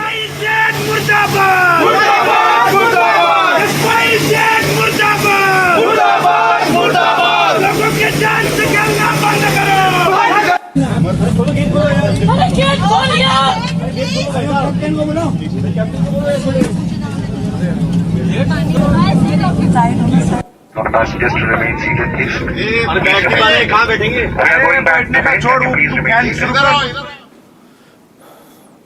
All right, viewers, so these were the visuals and the kind of problem that the passengers had to go through. We have a passenger of the same airplane, of the same aircraft who is joining us. हमारे साथ जुड़ रहे हैं लेशपाल, जो कि spice jet में passenger थे उसी प्लेन में. लेशपाल जी, आप जरा विस्तार से हमें समझाइए क्या कुछ वहां पर घटित हुआ, क्या परेशानी आपको वहां पर सामना उसका करना पड़ा आपको, कि समझ में ये आ रहा है कि वहां सांस नहीं आ पा रही थी, कितनी दिक्कत हुई और क्या स्थिति थी? यस सर, स्पाइस जेट की ये SG 105 नंबर की फ्लाइट थी. 9:55 का बोर्डिंग था, लेकिन पहले डिले हो गई. वो 10:30 को अराउंड हमें बोर्डिंग किया और बाद में अंदर जाने के बाद दरवाजा बंद किया और बहुत सफोकेट होने लगा. पहले तो हम एक आधा घंटा चुप बैठे, कुछ बोले नहीं, लेकिन इतनी परेशानी हो रही थी श्वास लेने में भी. तो बूढ़े आदमी थे, बुजुर्ग आदमी थे, कोई छोटे बच्चे थे, वो रोने लगे, छोटे बच्चे रोने लगे, और कोई प्रेग्नेंट महिलाएं थी, उनको वो सहन नहीं हुआ, वो बेशुद्ध होने को आ रही थी. तो हमने यंगस्टर्स ने कुछ आवाज उठाया, तो उन्होंने एरोगेंटली हमें चुप के लिए बोला, आप ऐसा मिसबिहेव नहीं कर सकते वगैरह, ऐसे हमें प्रेशर करने लगे. लेकिन बाद में हमने उनको रिक्वेस्ट की कि कुछ तो करो, क्योंकि फ्लाइट अभी रनवे पे आया है और एसी शुरू नहीं हो रहा, ऑक्सीजन नहीं मिल रहा, सबको दिक्कत हो रही है बहुत. सबके शर्ट पूरे गीले हो गए थे, बहुत परेशानी हो रही थी. वो महिलाएं जो प्रेग्नेंट थी वो तो निपची पड़ गई, उनकी आवाज भी बाहर नहीं आ रही थी, बहुत परेशानी हो गई. हमने रिक्वेस्ट किया हाथ जोड़े कि भाई साहब कुछ तो करो, लेकिन वो ये आदमी लोग, महिलाएं लोग मर जाएंगी. बाद में उनके समझ में आया, उन्होंने एसी के ब्लोअर्स शुरू किए, उसमें से गर्म हवाएं आने लगी थी, ब्लोअर्स में से गर्म हवाएं आने लगी. फिर से वहां में ऐसा गैस चैम्बर जैसा बना था अंदर, बहुत परेशान हो रहे थे सब लोग. फिर बाद में हमने ही थोड़ा समय सूचकता दिखाई और सबको बोला कि वो ब्लोअर्स बंद करो, वो गर्म हवा जो आ रही है वो तो बंद हो जाएगी. बाद में उनको मालूम हुआ कि कुछ तो टेक्निकल इश्यू है. उन्होंने फ्लाइट रनवे से साइड में ले लिया और टेक्नीशियन लोगों को बुलाया और बोला कि पूछा उनको क्या हुआ है. तो टेक्निकल की टीम आई, उन्होंने चेक किया, उन्होंने ही बोला कि यहाँ में टेक्निकल इश्यू है, फ्लाइट फ्लाई नहीं हो सकती है, आपको फ्लाइट चेंज करना पड़ेगा. तो हमें सबको गुस्सा आया कि हमारी जान खतरे में थी सब लोगों की सर, और उनको हम यही रिक्वेस्ट कर रहे थे कि हमें ये कैप्टन अलग दे दो, पायलट अलग दे दो, और अलग से फ्लाइट के अरेंजमेंट करो. हमें रात भी हुई थी, 12-1-2 बजे की ये घटनाएं मैं आपको बोल रहा हूँ. सब परेशान थे. हम एयरपोर्ट में बेस में नीचे बैठे थे सर, ग्राउंड पे बैठे थे सब लोग, और वो हमारे कुछ भी सुन नहीं रहे थे. उनका मैनेजर आया था, वो भी एरोगेंटली हमारे सबसे बात कर रहा था, आपको इसी फ्लाइट से जाना पड़ेगा, हम इसी को ठीक करके आपको 20 मिनट में रेडी करके देंगे, ऐसे बातें कर रहे थे. बाद में उनके ही टीम ने उनको समझाया कि ये फ्लाइट फ्लाई नहीं हो सकती है, इसको 2 दिन तो ठीक करने के लिए लगेंगे, आपको फ्लाइट चेंज करनी पड़ेगी. बाद में इन्होंने हमें बोला कि ठीक है, अभी हम आपको फ्लाइट चेंज करके दे रहे हैं. सर 9:55 की फ्लाइट दी, हमें सुबह 5 बजे उन्होंने फ्लाइट चेंज करके दी. मैं बोल रहा हूं कि टाइम का जाने दो, हमारी जाने बच गई, इसी में हम खुश है सर. नहीं, बिल्कुल लेशपाल, जिस तरीके से आपने बताया, आपने बात बड़ी साफ तरीके से रखी है कि आप बता रहे हैं कि इशू है और वो आपसे बदतमीजी से बात भी कर रहे हैं, और दूसरा ये भी बोल रहे हैं कि आपको इसी फ्लाइट में 20 मिनट में ठीक करके भेजेंगे, जैसे कोई मोटरसाइकिल हो या फिर कोई गाड़ी हो या कोई कार हो, इस तरीके से बात कर रहे हैं. अगर बीच हवा में ये परेशानी आ जाती तो ना पैसेंजर्स इधर के रहते ना उधर के रहते, और कितना बड़ा ये खतरा हो सकता था. ये आप बताइए कि आप, ये तो जान पर बना सकती थी अगर ये मामला ऊपर खराब होता, यानी कि मिड एयर में अगर कुछ होता. एग्जैक्टली, क्योंकि मैं उनको बोल रहा था कि ऑक्सीजन की कोई आपकी प्रोविजन हो गई तो ऑक्सीजन छोड़ो, नहीं तो एसी शुरू करो, कुछ तो करो. अंदर सफोकेट हो रहा है, 150 के अबव लोग हैं फ्लाइट में, और बच्चे जोर जोर से रो रहे हैं. जो महिलाएं थी वो अभी निपची पड़ी है, उनको आवाज भी नहीं उनकी बाहर आ रही. हम जब उनको रिक्वेस्ट किए तो उन्होंने वो ब्लोअर शुरू किए, उसमें से गर्म हवाएं आने लगी. ये क्या था, मीन्स उन्होंने चेकअप क्या किया था फ्लाइट का? हम तो रूरल एरिया में रहते हैं सर, भारत के, कब काम के निमित्त वो दिल्ली गए थे, नहीं तो हम दिल्ली का जाने का कोई काम भी नहीं रहता है. हमें इनका टेक्निकल इश्यू कुछ मालूम नहीं रहता, ज्यादा टेक्निकल चीजें मालूम भी नहीं है, लेकिन उनको हम रिक्वेस्ट कर रहे थे कि सबको परेशान हो रही है, कुछ तो हमें सोल्यूशन दे दो.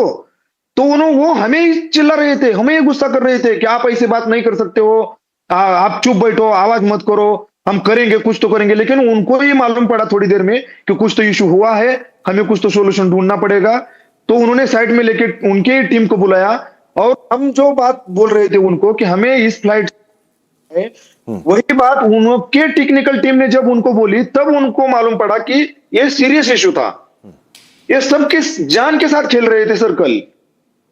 बिल्कुल मतलब ये आपको गर्मी में बैठा के रखा और दूसरा एक इशू बोल रहा हूं मैं सर। बोलिए बोलिए हम वहां पे आवाज करने लगे, फ्लाइट के नीचे उतरा हमें, वो ग्राउंड पे जब हम प्रोटेस्ट करने लगे, घोषणाएं देने लगे, तो उन्होंने सीआईएसएफ के 100-150 जवान बुलाए सर, गनमैन विद गन्स, हमें चुप करने के लिए। ये चल क्या रहा है?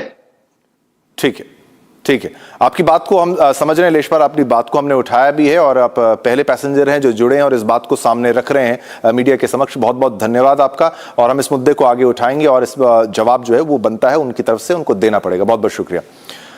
All right, so this was the passenger of the same flight where there was a technical issue and the complaints were ignored. Now, let's move on to another top story that we are tracking right now, ladies and gentlemen. And we are getting a big development here that Justice Varma inquiry report to be tabled in Lok Sabha today.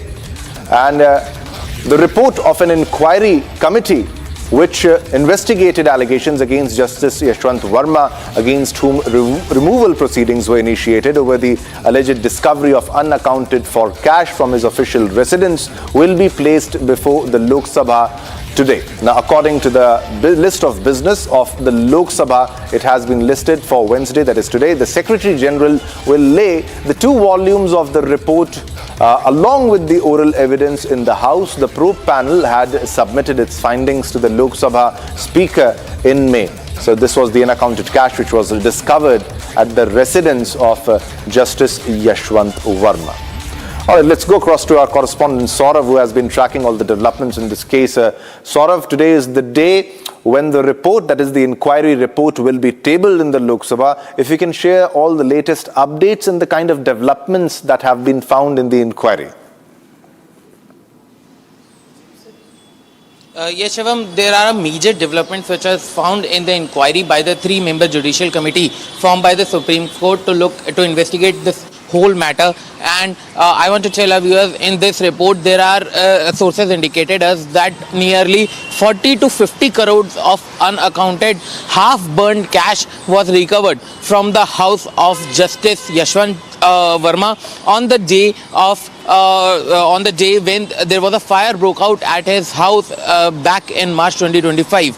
And during this, after this cash was found, there was a immediate inquiry ordered by the Supreme Court in this regard, where a 3-member Judicial Committee was formed by the Apex Court to investigate this whole matter. And after that, the committee's report came. The report was totally adverse to Justice Varma, and after that, the proceedings, impeachment proceedings, was initiated against him. But in April 2026, on 7th of April, Justice Varma resigned from Allahabad High Court, and this was resulting in the end of impeachment proceedings against him. And today, the Secretary will lay both the reports in front of the Parliamentary Committee along with the oral evidences, and this will again came into the account of the Parliament, and this findings will be recorded in the Parliament. And after that, this also sparks a major debate, Shivam, that why, if a judge resigns after doing such a level of corruption in the justice system of India, only impeachment can get him off the hook. But now it sparks a bigger debate that after his resignation, that there will be any criminal proceedings against him, will there be a FIR against him? But I want to tell our viewers that 2 months back, Supreme Court has also dismissed a plea seeking the registration of FIR against him, or a SIT will be formed against him. But the Supreme Court dismissed this plea, and now today, the major developments are that the 2 reports will be tabled in the Parliament, and along with the oral evidences by the Secretary on the floor of the Parliament, Shivam. All right, yeah, sort of stay with us. We'll have another breaking news and we'll need your comment on that too. Let's go across to that breaking news development that we're getting now. Breaking news coming in. The government is set to push for a discussion on the students' protest in the Lok Sabha today, with the Union Home Minister Amit Shah expected to make a statement and give replies to questions from the opposition MPs. But will the opposition leaders participate in the debate? That's the big question that needs to be answered, because the opposition seems to be adamant on disrupting the parliamentary proceedings.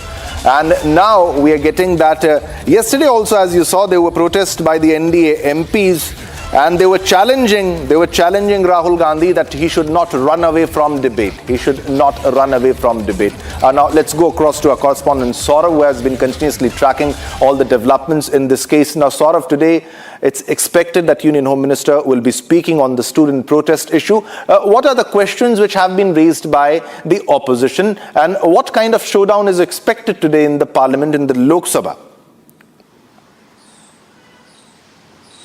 Yes, Shivam, you rightly pointed out that today Union Home Minister Amit Shah will be present in the parliament to debate on the topic of the NEET paper leak issue and the CGP violent protest which took place in the national capital on 20th of July, during which the police officials have to resort to lathi charge and other means to stop these violent protesters who were also attacking the police officials, due to which more than 200 police officials got severely injured, and they were trying to enter into the parliament also.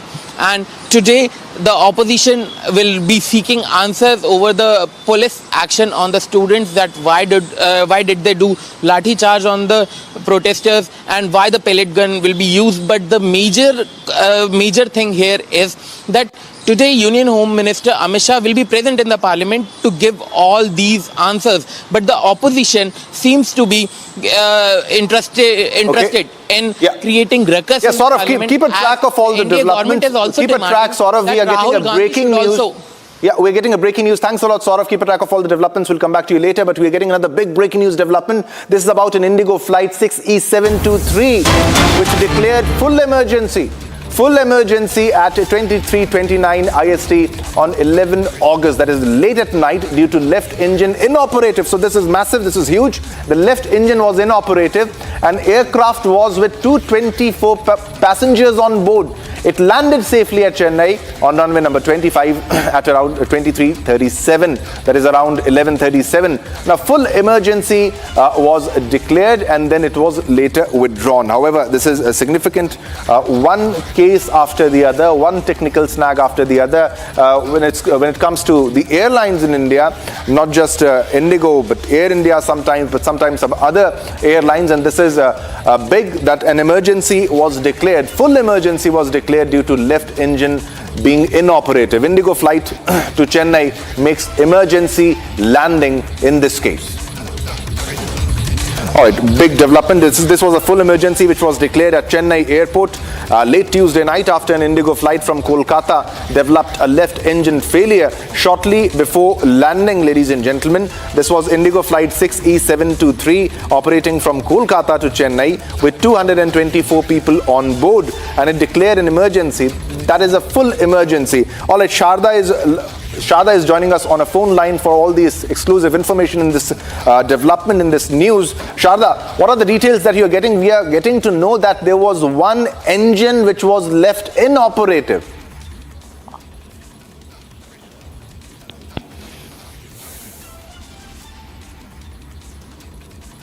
Sharda, if you can put this into perspective and share more details of what exactly happened.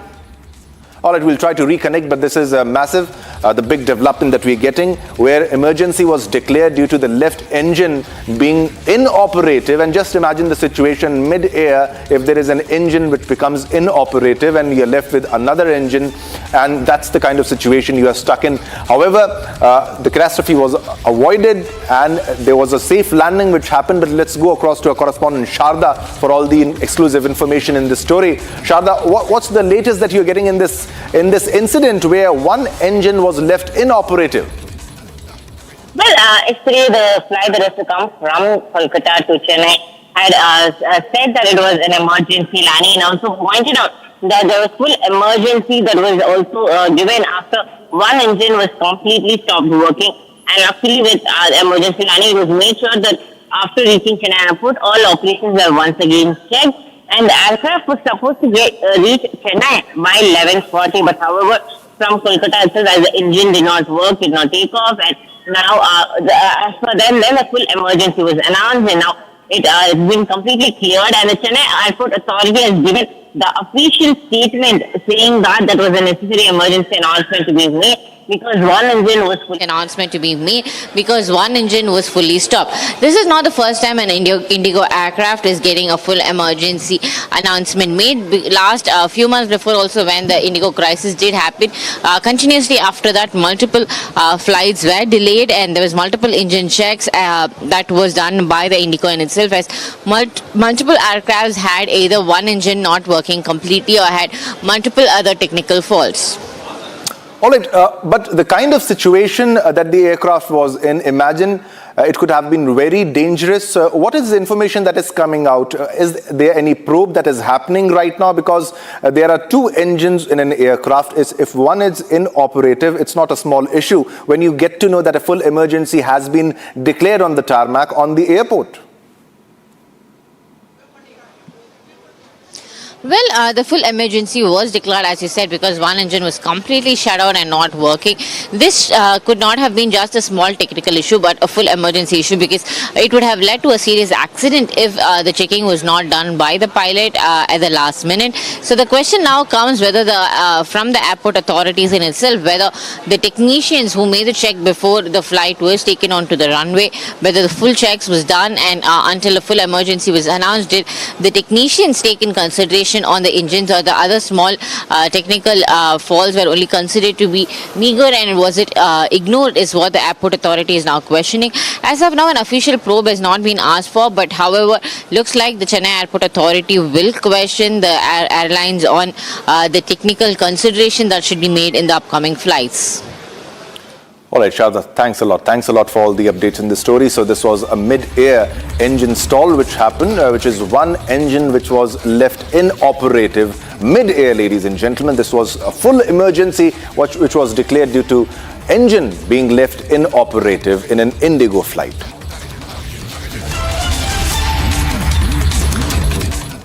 All right, so today was a book launch event of the ex-President Ramnath Kovind. Now, there was a message which was given on the book launch event by PM Modi, where he urged youth to avoid shortcuts in the Reels era. And PM Modi's message to Gen Z, to youth, was don't be drawn to shortcuts. So that was the message that was given by the Prime Minister of India to the youth. And this is the message when it comes to the Reels era. And the message was clear. Don't give in to shortcuts. Shortcuts will cut you short. So this is the statement, and we have the reaction of Prime Minister Modi. Let's listen in. मैं एक बार फिर उन्हें उनकी आत्मकथा के लिए शुभकामनाएं देता हूं, और मैं खास करके युवा पीढ़ी से आग्रह करूंगा, रील का जमाना है,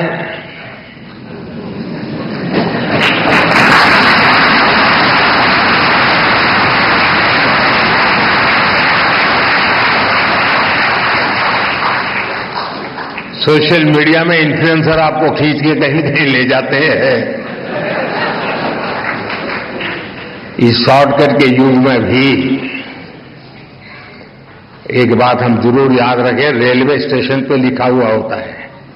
कुछ लोगों को पटरी पर कूद करके जाने की आदत होती, ब्रिज पर नहीं जाते, तो वहां लिखा होता है shortcut will cut you short.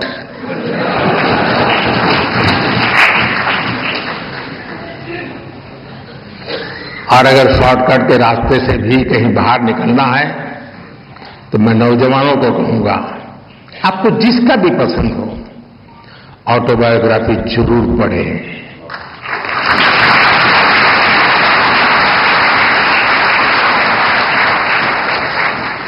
Autobiography उस कालखंड की इतिहास की घटनाओं को अलग तरीके से समझने का अवसर देती है। इतिहास से काफी निकट होता है वो कालखंड बायोग्राफी का, और इसलिए मैं जरूर चाहूंगा कि कोविंद जी की जो मेहनत है वो आने वाली पीढ़ियों को काम आए, युवा पीढ़ी को विशेष रूप से काम आए। बहुत बहुत शुभकामनाएं, बहुत बहुत धन्यवाद। All right, viewers, it's time to slip into a short commercial break right now, but don't go anywhere because we have a lot more lined up for you, especially about the FCRA. FCRA Amendment Bill has been referred to a joint parliamentary committee. All parties to deliberate on the proposed changes coming up. All details on that and a lot more after a short break.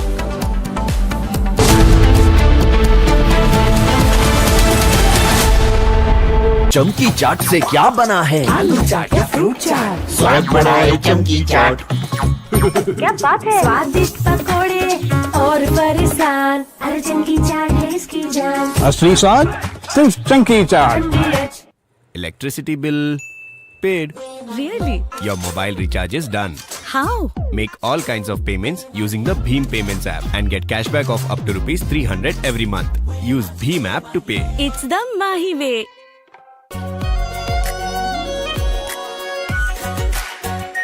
Our Pure Shahi Paneer Masala. Delicious, healthy, every day.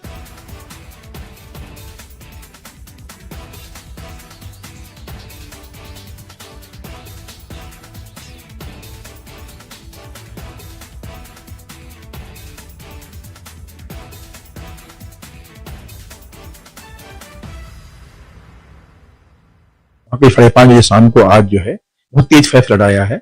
इस कारण जो है वहाँ पे एक बेली base था जो कि बढ़ गया और वहाँ पे हमने इसको के लिए हम लोगों ने एनडीआरएफ की जगह पे टीम भेज दी गई है। फिलहाल और टीम चली गई है मौके के लिए।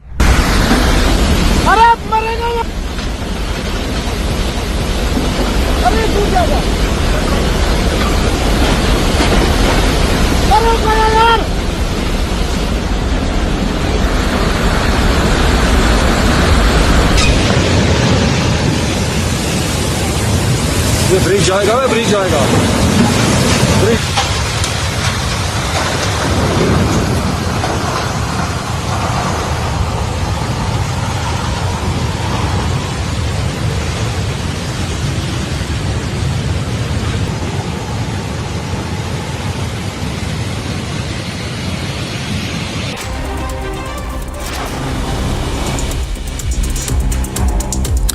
Heavy rain has triggered a landslide in Mumbai's Ashoknagar, a city pocket where vulnerable slopes can give way during intense rainfall.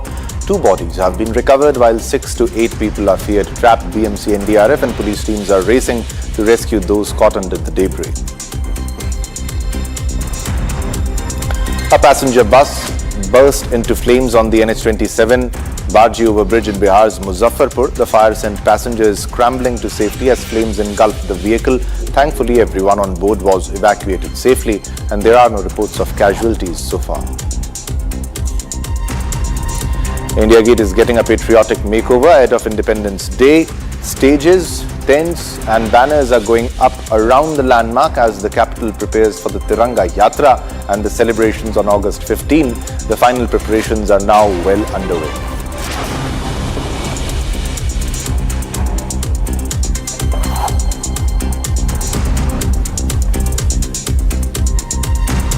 All right, viewers, it's time to slip into a short commercial break, but don't go anywhere. Coming up next, Union Home Minister Amit Shah is likely to speak to address Lok Sabha today to discuss on the student protests. Coming up after the break. More details on that and a lot more.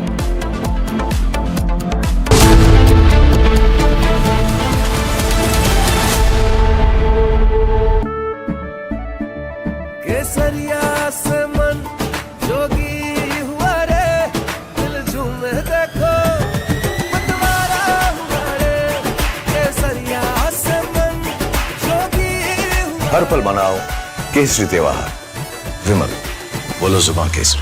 Are pure sooji pasta उबालो मिलाओ और खाओ 8 minute में तैयार। क्या taste है सबका राजा R pure masala. AU savings account में मिलते हैं amazing benefits, paperless banking and higher interest, वो भी हर महीने। Money money money money every month. सोच बदलो और बैंक भी। चमकी चाट से क्या बना है? आलू चाट या फ्रूट चाट, स्वाद बढ़ाए चमकी चाट। क्या बात है? स्वादिष्ट पकोड़े और परेशान, अरे चमकी चाट है इसकी जान। असली स्वाद सिर्फ चमकी चाट।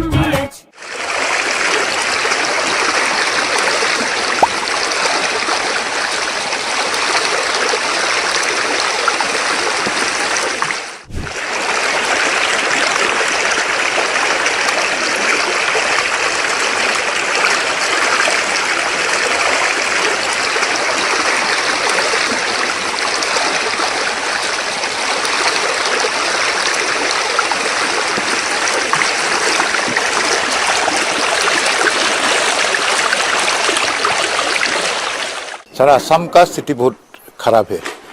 नाजिरा, शिवसागर, सरायदेव, मंगलदोय, जागीरोड, उसका बाद खुमताई में भी 4-5 दिन से वो धनसिरी जो रिवर है वो बढ़ गया है और इसीलिए बहुत गांव में पानी घुस के आदमी को रिलीफ कैंप में रहना पड़ा है। जो सरकार ने रिलीफ कैंप बनाया है उसमें लोग बैठा है और बहुत बुरी हाल हो गया है। Devastating flood which caused affected 1,66,000 people of our Jorhat district in 304 villages. Casualty number is 9. Number of relief camps. From Asia's largest news headquarters, setting the agenda for Bharat.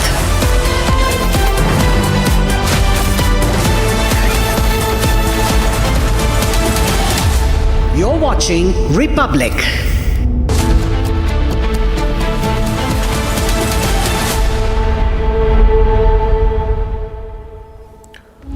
Very warm welcome viewers, you're watching Republic TV. This is Shivam Dutt Mehta. This Independence Day, Republic TV brings you the Nationalist Collective Conclave, an Independence Day special, a powerful tribute to the extraordinary men and women who served India with courage, pride and unwavering devotion. From the stories of our brave hearts and their ultimate sacrifice to the families who continue to carry their legacy with strength and pride. The Conclave brings you powerful conversations on courage, service and patriotism, a day to remember those who put the nation before self. Nationalist Collective Conclave, their sacrifice, our freedom, only on Republic TV. Now let's have a look at the top headlines. Headlines brought to you by Canara Bank. Together we can. Air India in massive trouble. AI 2379 pilot behavior reports emerge after 300 feet drop. Sources say pilot acted under influence of substances. Cabin crew complaint against pilot behavior. Outgoing Air India CEO Campbell Wilson summoned. Government seeks answers amid the ongoing probe into the Air India altitude drop mishap.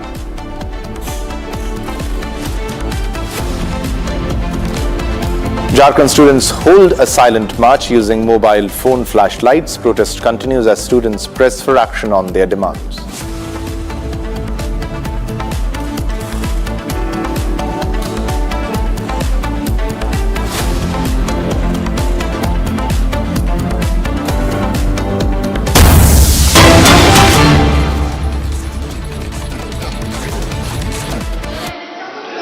मतभेद हमारे हो सकते हैं, नीतियों में मतभेद हो सकता है, विचारों में मतभेद हो सकता है, लेकिन देश सदन चलते हुए देखना चाहता है। देश के लोगों का मत है कि नीतियों विचारों में मतभेद हो, गंभीर मतभेद भी हो सकते हैं, लेकिन ये विचारों में अभिव्यक्त होना चाहिए। और इसलिए समय समय मैंने सभी दलों के नेताओं से चर्चा की, विचार विमर्श किया, व्यक्तिगत भी की, सामूहिक भी की। मेरा आज फिर आपसे आग्रह है कि आज अंतर्राष्ट्रीय युवा दिवस भी है और विश्व स्तर पर भारत के युवाओं ने शिक्षा, विज्ञान, अंतरिक्ष विज्ञान, टेक्नोलॉजी, उद्यमिता, कई क्षेत्रों के अंदर विशेष पहचान बनाई है। आज उनका सामर्थ्य के कारण भारत का नाम दुनिया में भारत का नाम हो रहा है। देश का युवा भी चाहता है कि उनके विषयों पर चर्चा हो, छात्रों पर चर्चा हो। सरकार ने भी सहमति दे दी है, गृह मंत्री जी भी अपने वक्तव्य को देने को तैयार हैं। चर्चा हो, अन्य मुद्दों पर भी चर्चा होगी। सत्ता पक्ष और प्रतिपक्ष दोनों सहमति बनाएं, विचारों को विमर्श करें। लोकतंत्र में आपस में सहमति बनती है। मेरा आप सबसे पुनः आग्रह निवेदन है, देश की भावनाओं को समझना चाहिए। देश चाहता है संसद चले, संवाद हो, चर्चा हो, और इसकी प्रतिष्ठा बनाने की जिम्मेदारी भी सामूहिक सबकी है। मेरा आपसे आग्रह रहता है हमेशा कि संसद की प्रतिष्ठा को मत गिरने दो। मतभेद हो सकते हैं, लेकिन संसद की प्रतिष्ठा को इस तरीके से तख्तियां, नारेबाजी से गिरना उचित नहीं है। आप सब वरिष्ठ नेता हैं, देश का नेतृत्व करते हैं।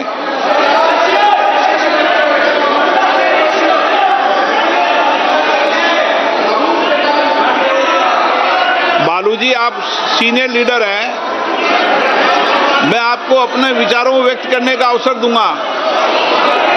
मेरा मत है कि प्रश्नकाल चलने दें, प्रश्नकाल के बाद आपको अपने विचारों को अभिव्यक्त करने का अवसर पर्याप्त दूंगा। प्रश्नकाल में चलने दें, आप तख्तियां लेकर सदन पे बैठे अपनी अपनी सीट पे विराजें। आप सदन नहीं चलाना चाहते, मेरे बार बार आग्रह करने के बाद भी आप सदन में गतिरोध कर रहे हैं, ये लोकतंत्र के लिए उचित नहीं है। सदन की कार्रवाई आज 2 बजे तक के लिए स्थगित की जाती है।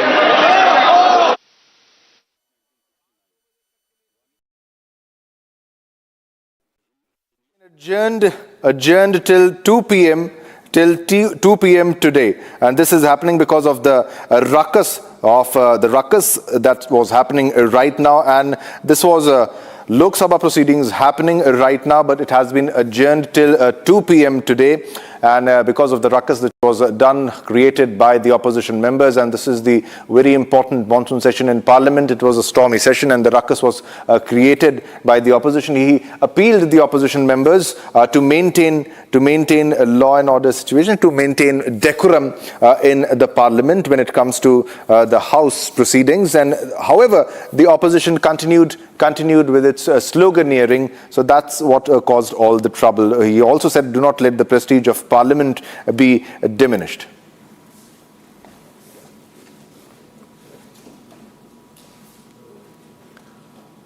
All right, viewers, we're getting another big breaking news development. Let's go across to that. As per multiple sources have reported that the pilot in command of the flight AI-2379 was acting under the influence of psychoactive substances. Now, he was frequently sitting on the flight deck floor, attempting to smoke, requiring cabin crew assistance to return to his seat, and appearing not fully in control of himself. Now, even unable to walk properly after exiting the aircraft, now prompting the cabin crew in this regards to file a formal complaint with the airline over the behavior of the pilot. That's what we are getting to know. While the young co-pilot single-handedly steadied the plane and safely landed it at the destination. So just imagine the gravity of the situation, where if the co-pilot was not there, what kind of situation it might have been. And it was all because of the co-pilot who steadied the plane and safely landed it at the destination, because there are various reports that have come forward. First, he was failing the dope test, and the toxicology report also came positive in this regards.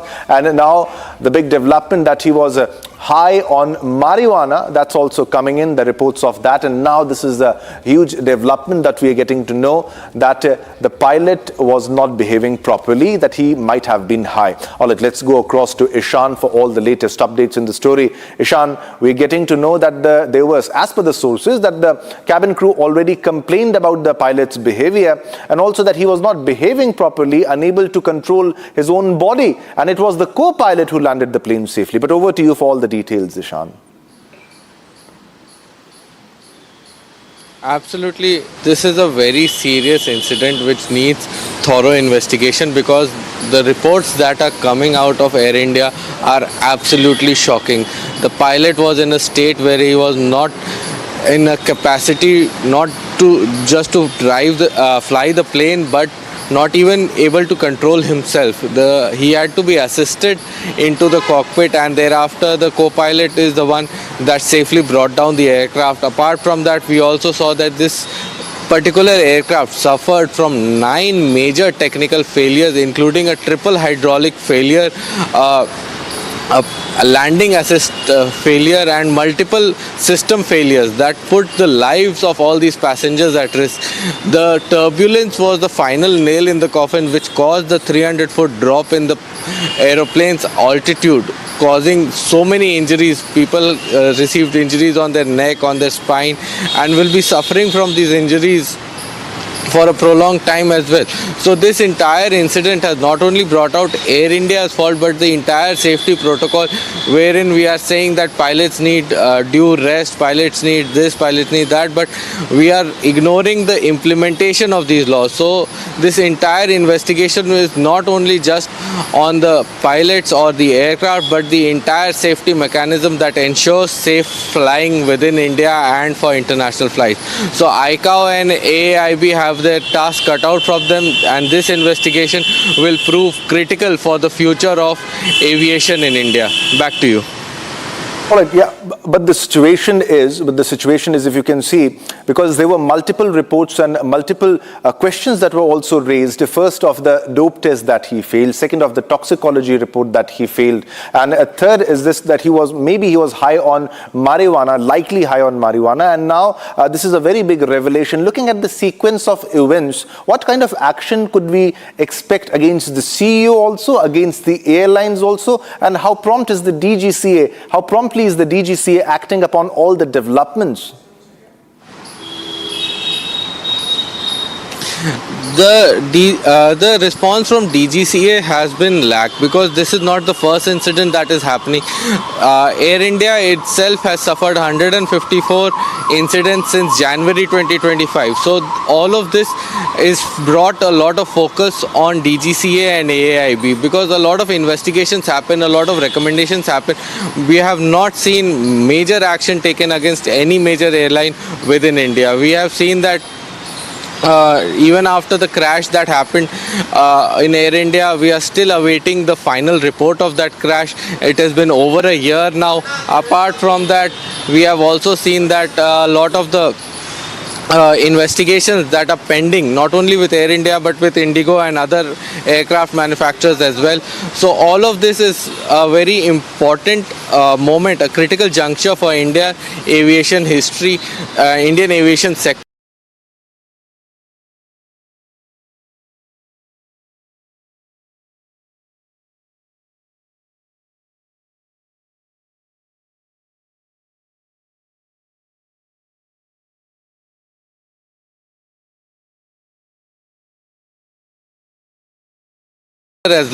Now coming back to this particular incident right now, this particular incident is where we see that the pilot, who had several complaints against him by his own crew members nonetheless,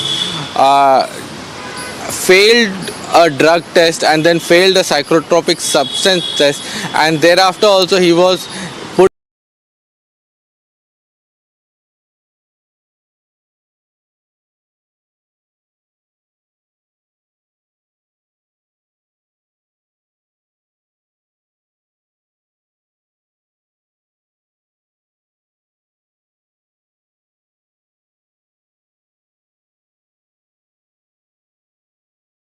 in a commanding position to fly an aircraft. So this is a failure of the system in its entirety, specifically by Air India.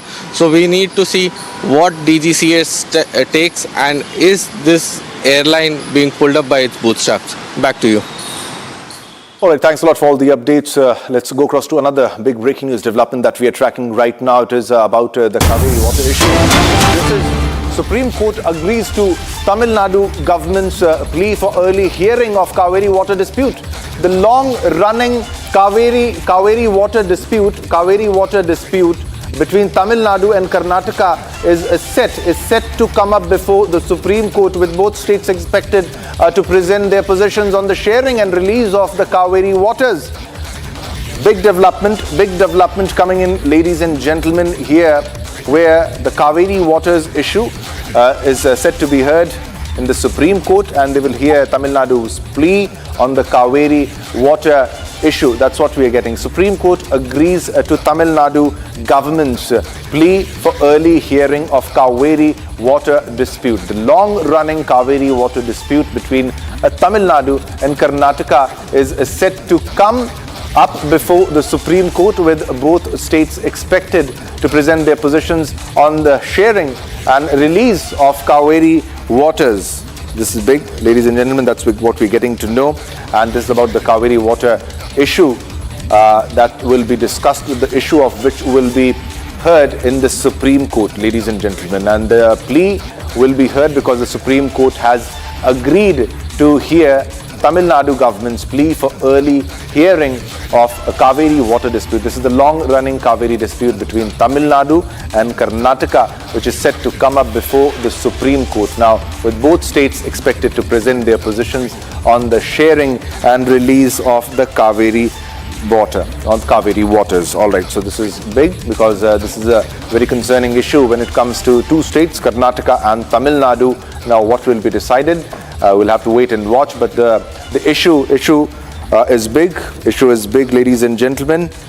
So we are getting this big development on this story, where the Kaveri waters issue will be taken up by the Supreme Court. By the Supreme Court, it will be taken up, and the concerns of Tamil Nadu will be heard, ladies and gentlemen. It will be heard, and because the Supreme Court has agreed to Tamil Nadu government's plea for early hearing of Kaveri water dispute. Let's go across to our correspondent Sarthak with all the latest updates. Sarthak, what's the latest that you're getting? It's a long pending issue, a long pending dispute between two states about water sharing, that is Kaveri water dispute. Over to you for all the latest updates on the listing, when it will be heard, and the details. Well, Shivam, firstly, we need to understand the Kaveri dispute. Kaveri River actually originates in Karnataka and it flows through Karnataka and Tamil Nadu, and ultimately it reaches the Bay of Bengal.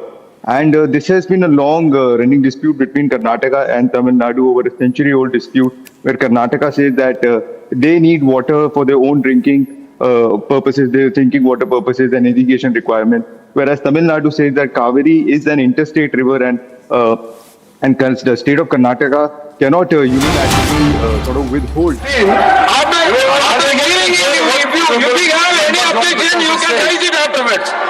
No, you please take your seat. Let the minister answer to it. Then you can have. Yes, sir. If there is anything which is objectionable or which is unbecoming of the character of the nation or the dignity of the House, I would like to request Honorable Chairman to call the member to your chamber and listen to what happened, because I am not witness to whatever Honorable Member John. Nobody is witness, but we have to take that. We will. Secretary, you please take your seat. Please, you take your seat.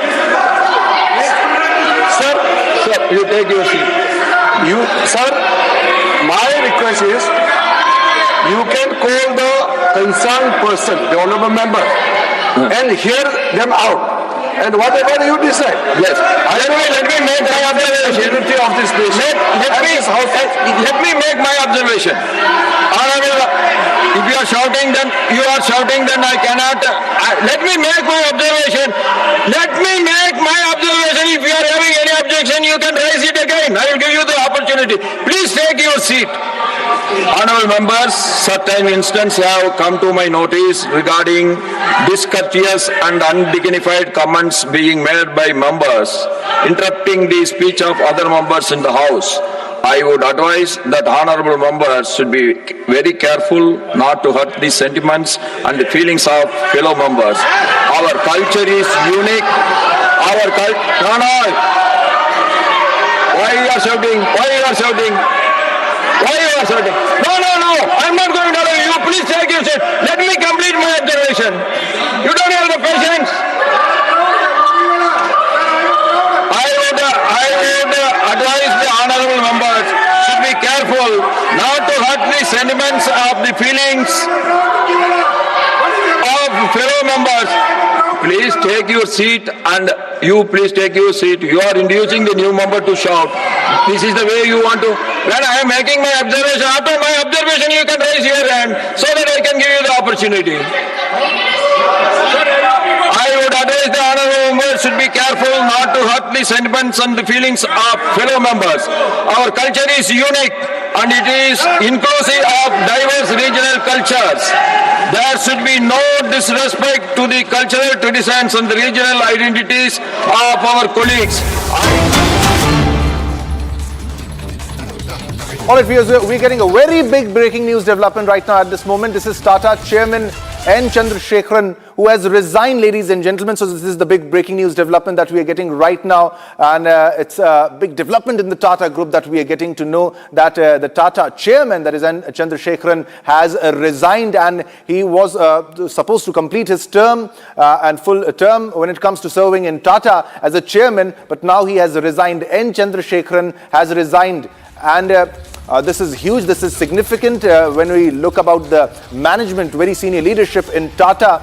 Now Chandrasekharan has finally resigned. That's what we are getting to know, ladies and gentlemen. However, he'll complete his term. That's what we're getting to know. He has resigned, but will complete his term as per sources. That what we are getting to know. This is India's Tata Sons chairman N. Chandrasekharan has resigned. He has resigned right now. All right, I have my colleague Nitin joining us from the studios for all the updates, who has been tracking all the business developments. He's from our business. Nitin, it's huge, it's significant, but if you can give us the chronology of events that happened and what led to the resignation and how significant it is and how it will impact Tata. Right, it's a very big company, Shivam. You know, it's a conglomerate that sort of represents India. India is Tata and Tata is India, for that matter. It's a $4 trillion company, and N. Chandrasekharan resigning, stepping down from his position before and just days ahead of a crucial Tata Sons AGM, Shivam. It's slated on the 18th of August, and him resigning has you can already see the impact in the stock market.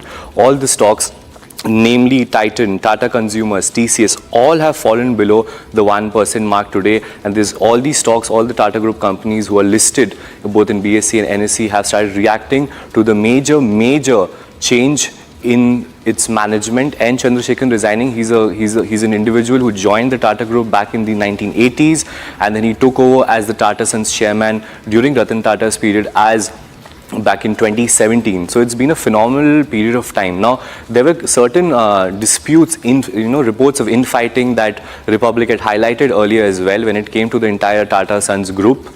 And the main infighting that's happened is between Noel Tata, as we've ascertained by reports and our sources on ground, was between Noel Tata and N. Chandrasekharan over matters regarding Air India's turnaround. And obviously the financials of the company weren't doing very well, especially once it got privatized. So the turnaround time was increased from 5 years to a 10-year period, which was a major dispute. And the other reason why N. Chandrasekharan has reasonably allowed to believe that he's resigned is the fact that couple of firms were not being able to turn around a profit, Shivam, and that sort of led to infighting, in disputes, questions regarding how long can he withstand such a storm. And we've seen things that have happened in Air India since last year. The Air India CEO has also resigned, Campbell. So there were a lot of these infighting reports that kept happening. The stocks are not doing well, and obviously Tata Trusts and Sons have clashed over board representation as well, board representation strategy, and the planned exit of its minority shareholder, which is a real estate player called Shapurji Palonji Group. So until and unless the Tata Sons doesn't actually list and becomes, so now we have with us Ajay Bagga. And sir, how are you reacting to this update of N. Chandrasekharan resigning? Yeah, it is a bit surprising, and markets don't like uncertainty. The good thing is that his term lasts till February next year.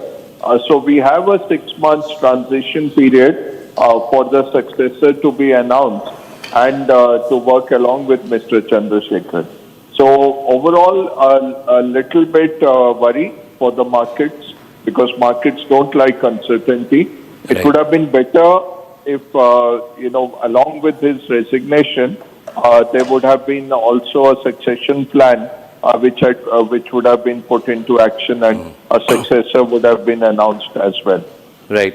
Sir, him resigning after 2017 since he took over as the Tata Sons chairman, beyond the stocks just reacting, who do you see as the potential change after N. Chandrasekharan resigning from this post? See, before him, the two were Cyrus Mistry and before that, Mr. Ratan Tata. Right. So I would say Mr. Noel Tata is the eminently qualified successor. If once more a Tata comes in as a chairman, the market would welcome that. Right, sir. Thank you for your time. And beyond that, sir, we have just one final question for you. You know, all these stocks are reacting enormously. It's all bearish as of now. All the stocks that we've been tracking, Titan, Tata Consumers, TCS, all have fallen 1%. So obviously, the market sentiment is weighing on the Tata group of companies and listed entities in the market. Do you think how long is this effect going to be weigh in on the Tata group company stocks? Yeah, it's something that should not happen actually. It's a very venerable group and all these companies are run by excellent managements. So it's not that one person leaving makes the business models different or their prospects different. Yes, leadership is important. See, the good thing Mr. Ratan Tata did that he had put in Chandra and even when Mr. Ratan Tata passed away, because there was continuity, the markets did not react like this. So overall, again, I'm saying a successor should be named. This kind of a resignation shouldn't have come as a unilateral move. It should have also shown that there is a succession plan in place and the Tata Trusts are meeting. They are going to confirm somebody and then the Tata Sons board is meeting and this person is slated to take over. That kind of thing should have been managed better, is what I feel. And Mr. Noel Tata should step up now and take over the reins.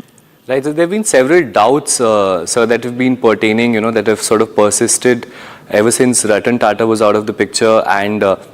Chandrasekharan was sort of taking the lead. And it's especially boiled down to the turnaround of Air India. And the turnaround planned as per our sources was 5 years. Now it's been extended to a period of 10 years. So it's always been a loss-making airline, even while it was part of the government and after privatization as well. So, and the AGM is we're just on the heels of the annual general meeting of Tata Sons. So how do you see them sort of? It's not just the resignation of N. Chandrasekharan, it's also about the turnaround and to make these Tata Group companies profitable. So how do you expect them as a management, as such a legacy company to sort of handle all of these things which are at stake? And also while the question of IPO listing for Tata Sons is also weighing in among investor sentiment as well. Yeah, those are complexities.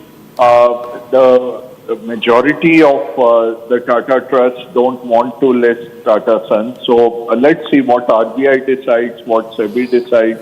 It will go to the courts as well. What happens? Shapoorji Pallonji Group wants an exit. So will Tata Sons buy them out? That could be one option, buying out the minority shareholders. In terms of Air India, I think it's work in progress. They had a very poor legacy which they took over. It was a very difficult task and unfortunately not too much progress has been made. You have seen the recent Thailand case also. So overall, the customer experience is poor and what is an issue for the Indian flyer is that you are left with very little choice in the Indian market. So the government should look at the pricing, the kind of burden that's put on airlines, which is a very capital intensive industry. And we have seen so many airlines go bankrupt. So this, despite the Tata managerial debt coming in, it is still work in progress. As far as others go, I think great initiatives have been done on the defense part, on a lot of joint ventures that have been launched. So overall, the group is in very robust health. He leaves a good legacy, and I'm sure a good leader will emerge. And there is a lot of depth in all the companies in terms of leadership. So this market reaction is a bit hackneyed. It's not something that will continue. It's not that the group was solely dependent on Chandra. Yes, the leader matters, but it is collegial leadership, and there are excellent leadership teams in all the Tata companies. But sir, him not seeking a reappointment, isn't that a signal that there's a deeper trouble at hands for the Tata Sons group at large? I mean, he's already been there for 2 terms. Why not continue? That's his personal. I would not be able to really, comment on what was his driver. Right.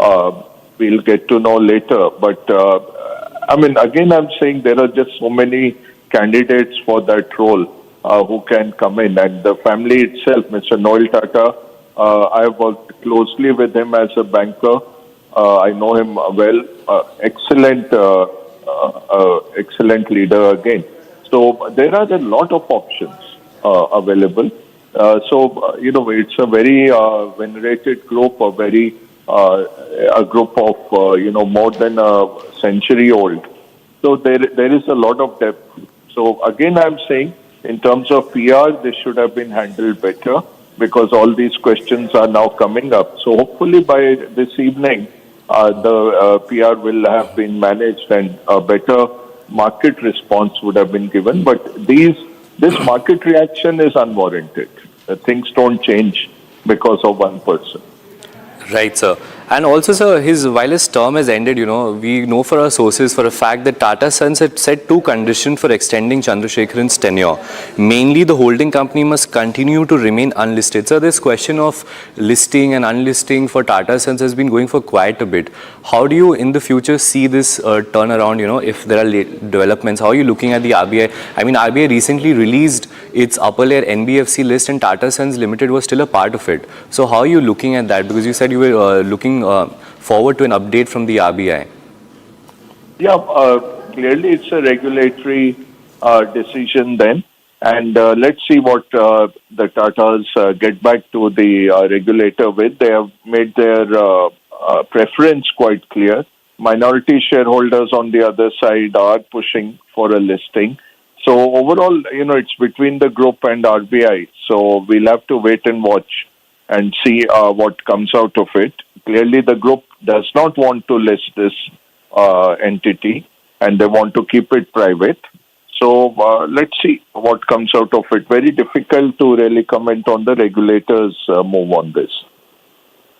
But how would you sort of support the listing in a certain sense, because Shapurji Panji has been looking for an exit in terms of for the longest time and sort of been supporting, and I think that was also a point of contention when these boardroom discussions were happening.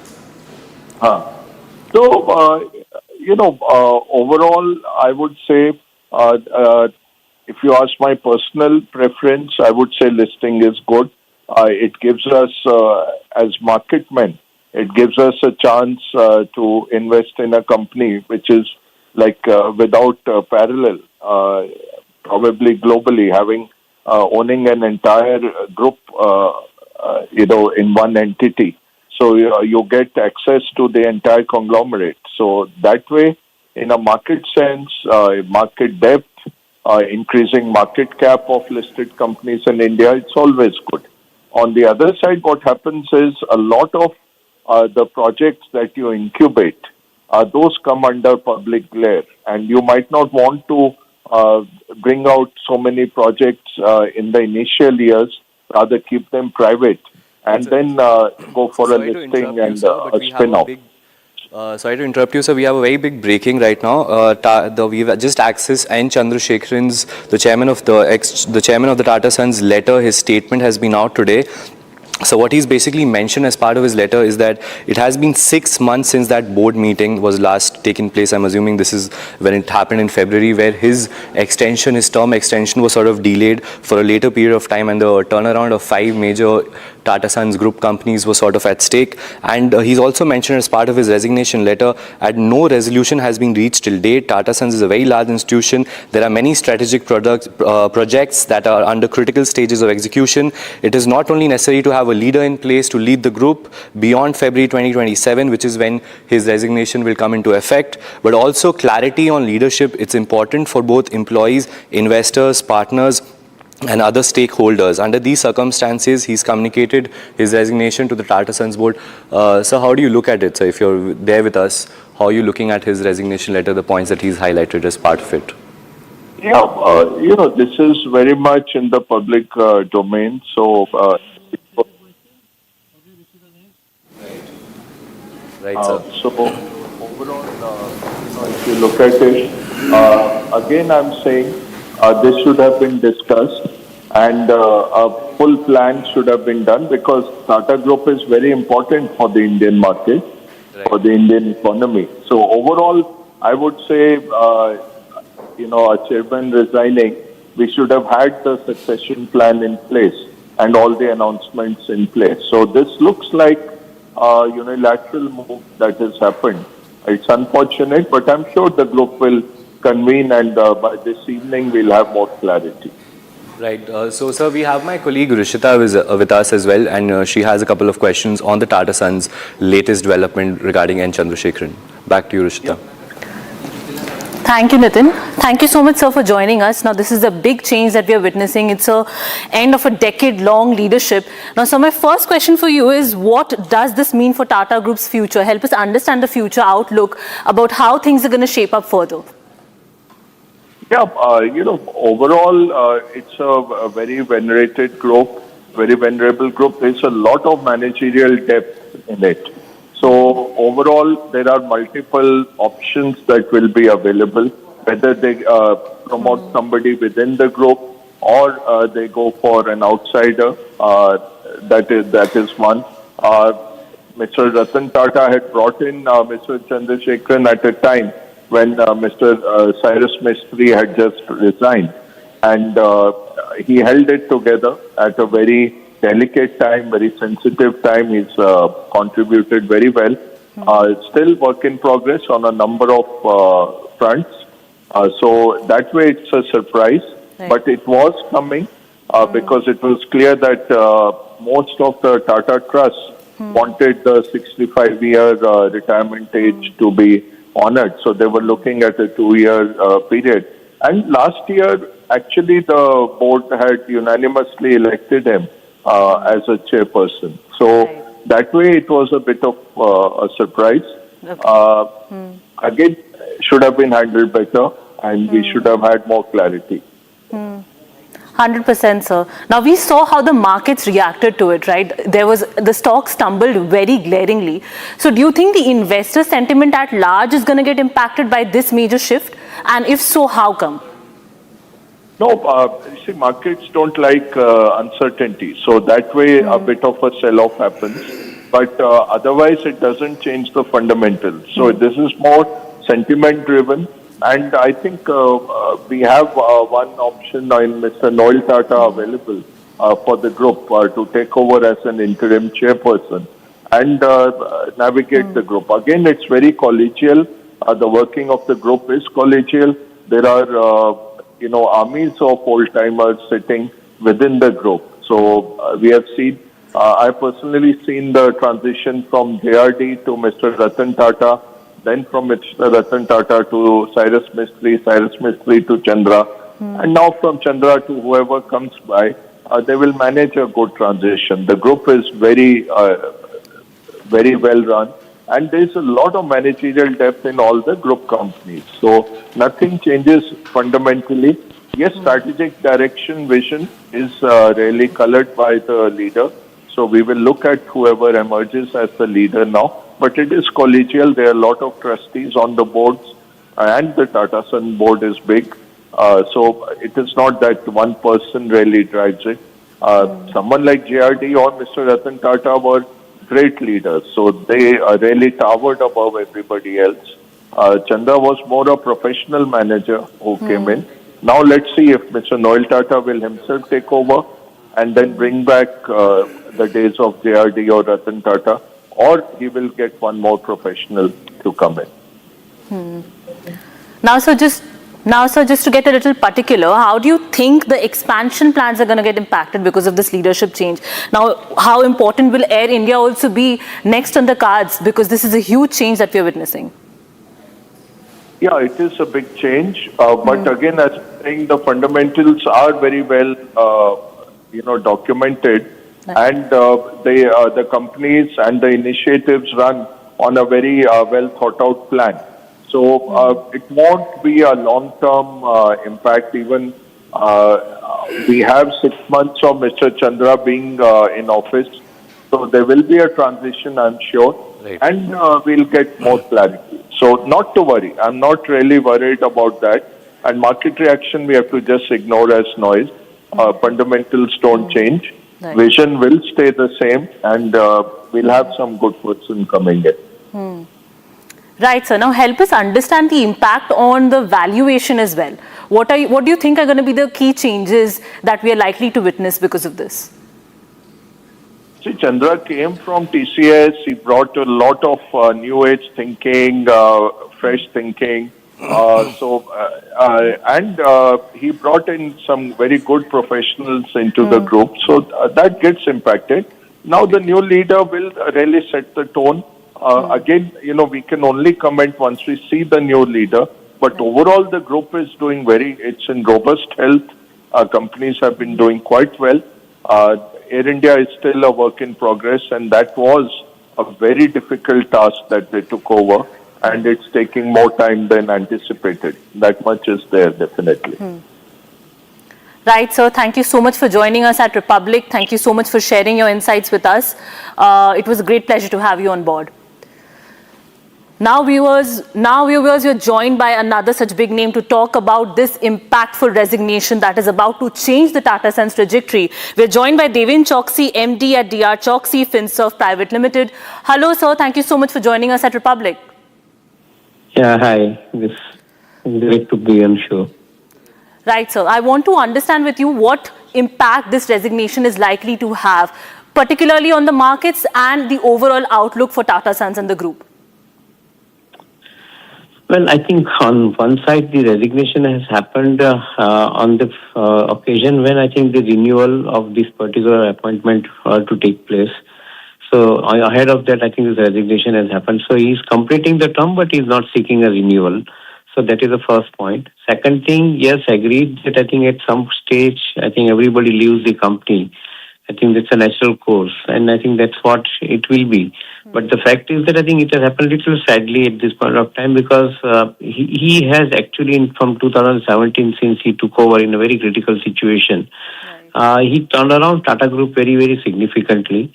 Tata Group market capitalization also moved up by 3 times in his tenure, from somewhere around 8.5 lakh crore to peak of around 27 lakh crore, and currently around 25 lakh crores. So from that perspective, I think he has delivered as far as the shareholders are concerned in bringing the market cap up. At the same time, I think largely the profit performance of rest of the companies, including the turnaround cases in form of Tata Steel, Tata Motors included, and in fact, I think bringing in higher amount of pedigree-led valuation into this Tata Consumer as well as Tata Indian hotels.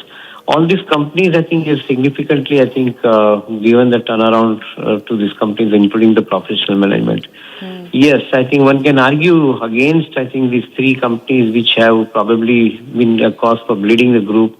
And one of them is definitely Air India, with a significantly large amount of loss of around 22,000 crores. Right. And the other one is Tata Digital. So both put together contribute around 25,000 crores worth of loss out of 27,000 crore loss that these 3 companies are making into the group. And that could be one of the reasons for which I think this particular stress has happened in the board. But I think that overall, somebody professionally taking over this particular group at some point of time will deliver, because I think the group is quite strong as such. Right, sir. Interesting outlook. So I also have my colleague Nitin Waghela with me in the newsroom. Over to you, Nitin. He also has some questions for you. Right, sir. Thanks for joining Republic Business, sir. It's always a pleasure to have you on board. And you're joining us on a very big day. It's such a big development when it comes to Tata Sons, and N. Chandrasekhan's resignation is no doubt a very big surprise, and it's already weighing in on the investor sentiment as we look at all the key stocks, right, from Tata Consumers and even the ones that are unlisted, Air India, turnaround plans. There's so many things that are pinned against and sort of which pushed N. Chandrasekhan's resignation. And as we go through his letter, there are several facts, and he's always he's pushing in his letters, in his resignation letter, sir, that clarity for investors and employees is supremely essential. What is your take on it? What does he mean by clarity for investors and employees at such a time? Basically, in his letter, he has very categorically stated that I think rest of the board members are in support except one. And that's where probably I think he decided not to continue, because he probably thought of getting the full majority. If the full majority is not coming in, certainly I think it will derail the entire program, because some of the strategic decisions which are required to be taken for turning around Air India, among others, they require the support, a full-fledged support from one and everybody in the board. And that could be the reason for which I think this entire event has happened. In my viewpoint, I think it is sad, as I said earlier before also, that one who has basically ensured the turnaround very professionally, I think he is basically quitting because of the disagreement among the board members for the subject of loss-making units.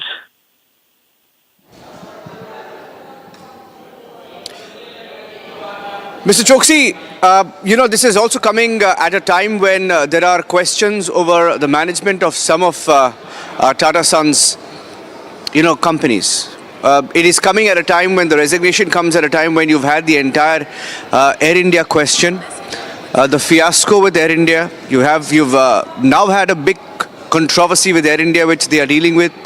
Do you see any of this, weigh in on the decision taken by Mr. Chandrasekhar, or is it purely one led by the board and the decisions of the board?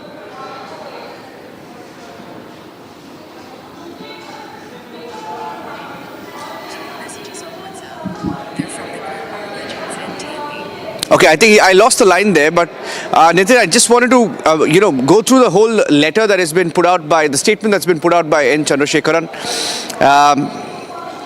I just want to take our viewers through that. I think Pranav is also joining us live in a few minutes. It's a big story breaking here on Republic Business. Nitin is live with me, but I want to take our viewers through the statement. We'll just put out, some of the excerpts of that statement in a while. N. Chandrasekharan has put out a statement this morning while resigning as the chairman of Tata Sons. He says he's completed 40 years of professional life at the Tata Group, and that he's grateful to the immensely satisfying opportunity to contribute to this institution.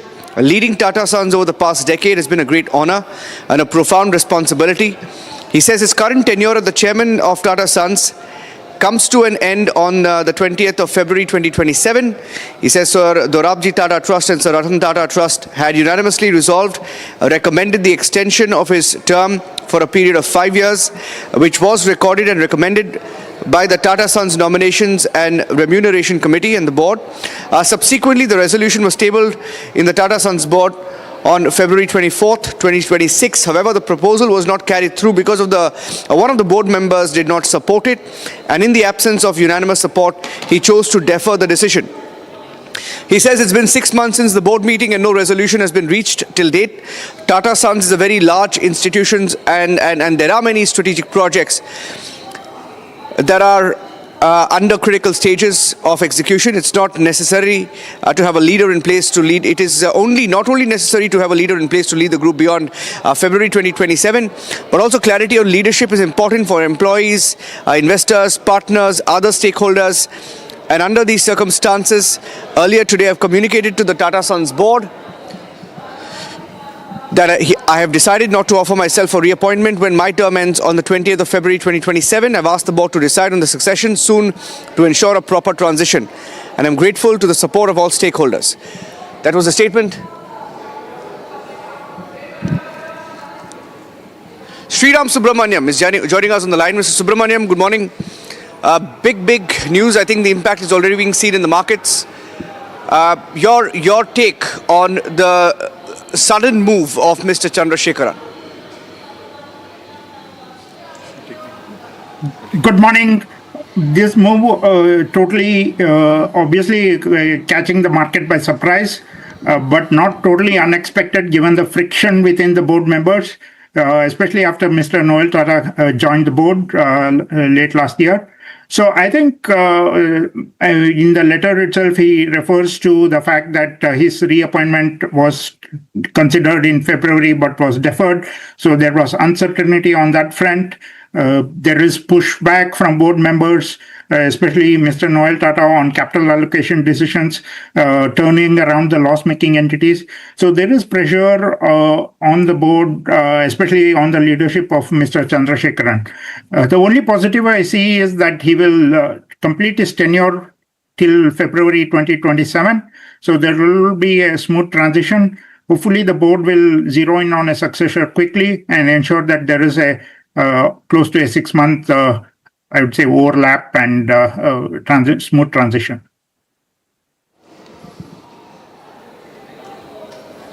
In fact, one of the questions, sir, is the question that is being raised now is that on the 18th, the AGM takes place. What happens at that time? What happens in that AGM? Do shareholders still vote on the continuation of N. Chandra? What happens on 18th? Everybody is curious about that. Could you throw light on that? No, I think the decision becomes a moot point because Mr. Chandrasekharan himself has said that he doesn't want to continue post his current term. So I would think that resolution will either be dropped or even if it's voted for, it becomes a very moot thing. Unless, of course, Mr. Chandrasekhar takes back his resignation, which I doubt he will. Well, absolutely. In fact, one additional thought that is being raised by shareholders and sources is also who next. Could you tell us as to what the process would be in order to go ahead with the appointment of a chairman? Could you help us what the process would be purely in terms of the appointment? So I would think the Tata Group already has a succession plan. So some of the possible successors would be named already. I would think the board and the NRC will need to consider those candidates, most likely internal candidates. I don't think Tata Group will look at any external candidate at this juncture. So some internal candidate who is already in the list of potential successors would likely be considered and zeroed in on. The NRC and the board would quickly need to meet, have discussions with all candidates and finalize it and put it out to assure investors, I would think. Wonderful, wonderful. Thank you very much, sir. Thanks a lot. We will definitely be closely watching this. A lot of action likely ahead tomorrow as well as on 18. Thank you very much for joining us and giving us the insight on this important story.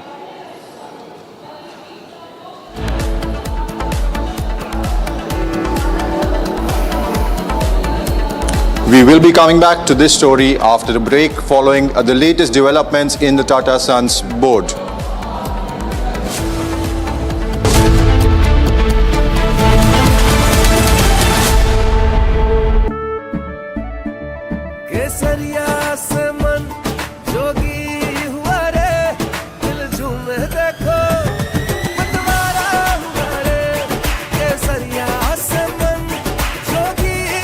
हर पल मनाओ केसरी त्योहार। विमल, बोलो जुबान केसरी। कुछ तो सस्ता लो, सब बढ़िया लो। इसमें क्या खास बात है? थोड़े में ज्यादा स्वाद, यही तो है इसकी खास बात। मसाला। AU करंट अकाउंट के साथ मिलता है free UPI QR overdraft facility और एक ही ऐप से बैंक के सारे काम। AU सोच बदलो और बैंक भी। चमकी चाट से क्या बना है? सैंडविच, लस्सी और छाछ। हर घूंट में चमकी चाट। अब बताओ स्वाद आया? आया। असली स्वाद सिर्फ चमकी चाट।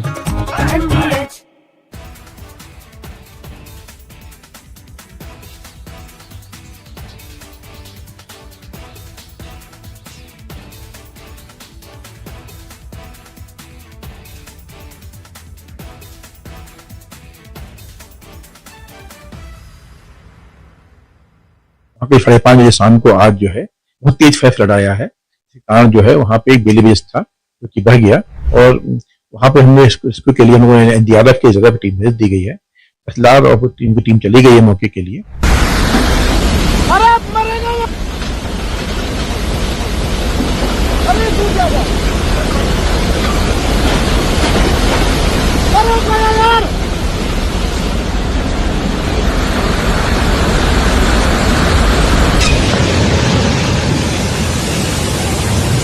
ये ब्रिज जाएगा, ब्रिज जाएगा, ब्रिज।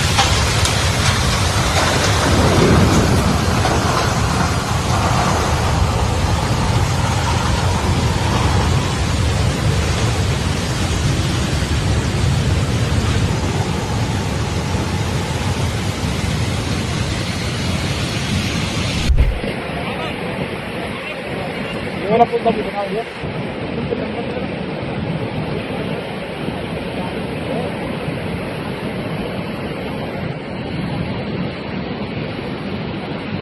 के जोशीमठ तहसील में तमक नाला है पड़ता है, वहाँ पे 5:30 बजे शाम को आज जो है बहुत तेज फैसला आया है। इस कारण जो है वहाँ पे एक बेली बेस था जो कि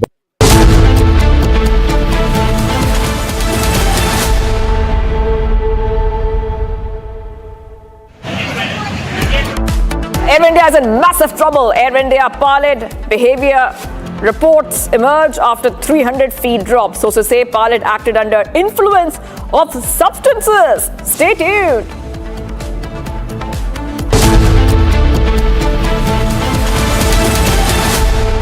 चमकी चाट से क्या बना है? सैंडविच लस्सी और छाछ हर घूंट में चमकी चाट, ड्राई फ्रूट और दही बड़े। चमकी चाट से स्वाद बढ़े। असली स्वाद सिर्फ चमकी चाट। I wake up wearing someone else again. Don't let it slip. I'm losing. I don't wanna be safe anymore. Finding myself. That's my moment of Sarah.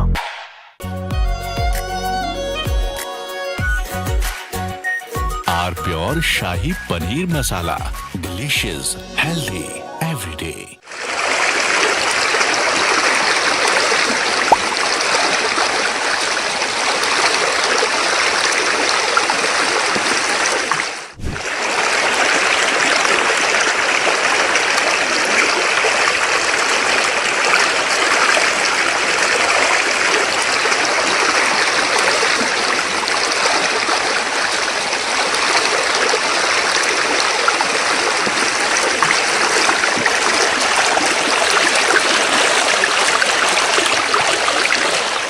Sir Assam का स्थिति बहुत खराब है। नाजिरा, शिवसागर, सरायदेव, मंगलदय, जागीरोड, उसका बाद खुमताई में भी 4-5 दिन से वो धनसिरी जो रिवर है वो बढ़ गया है और इसीलिए बहुत गांव में पानी घुस के आदमी को रिलीफ कैंप में रहना पड़ा है। जो सरकार ने रिलीफ कैंप बनाया है उसमें लोग बैठा है और बहुत बुरी हाल हो गया है। Devastating flood, which caused,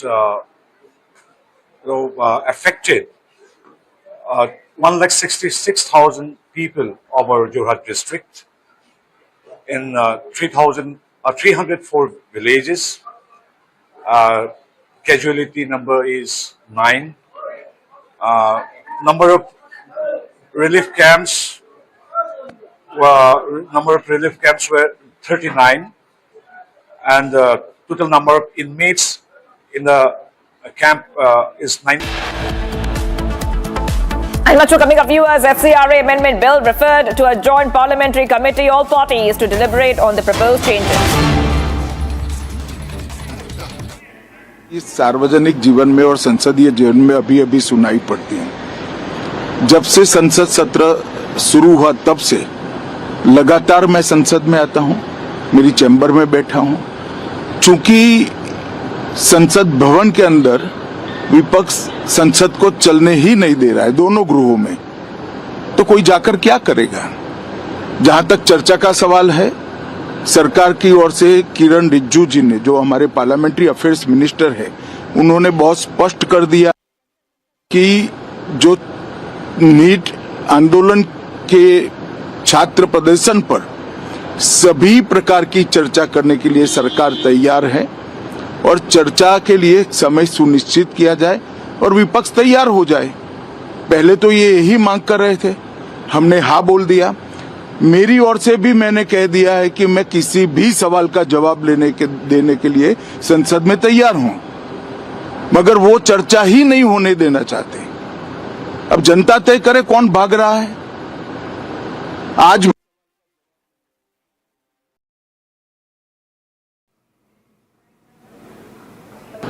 3 बजे तक स्पीकर साहब को वो पत्र दे दे।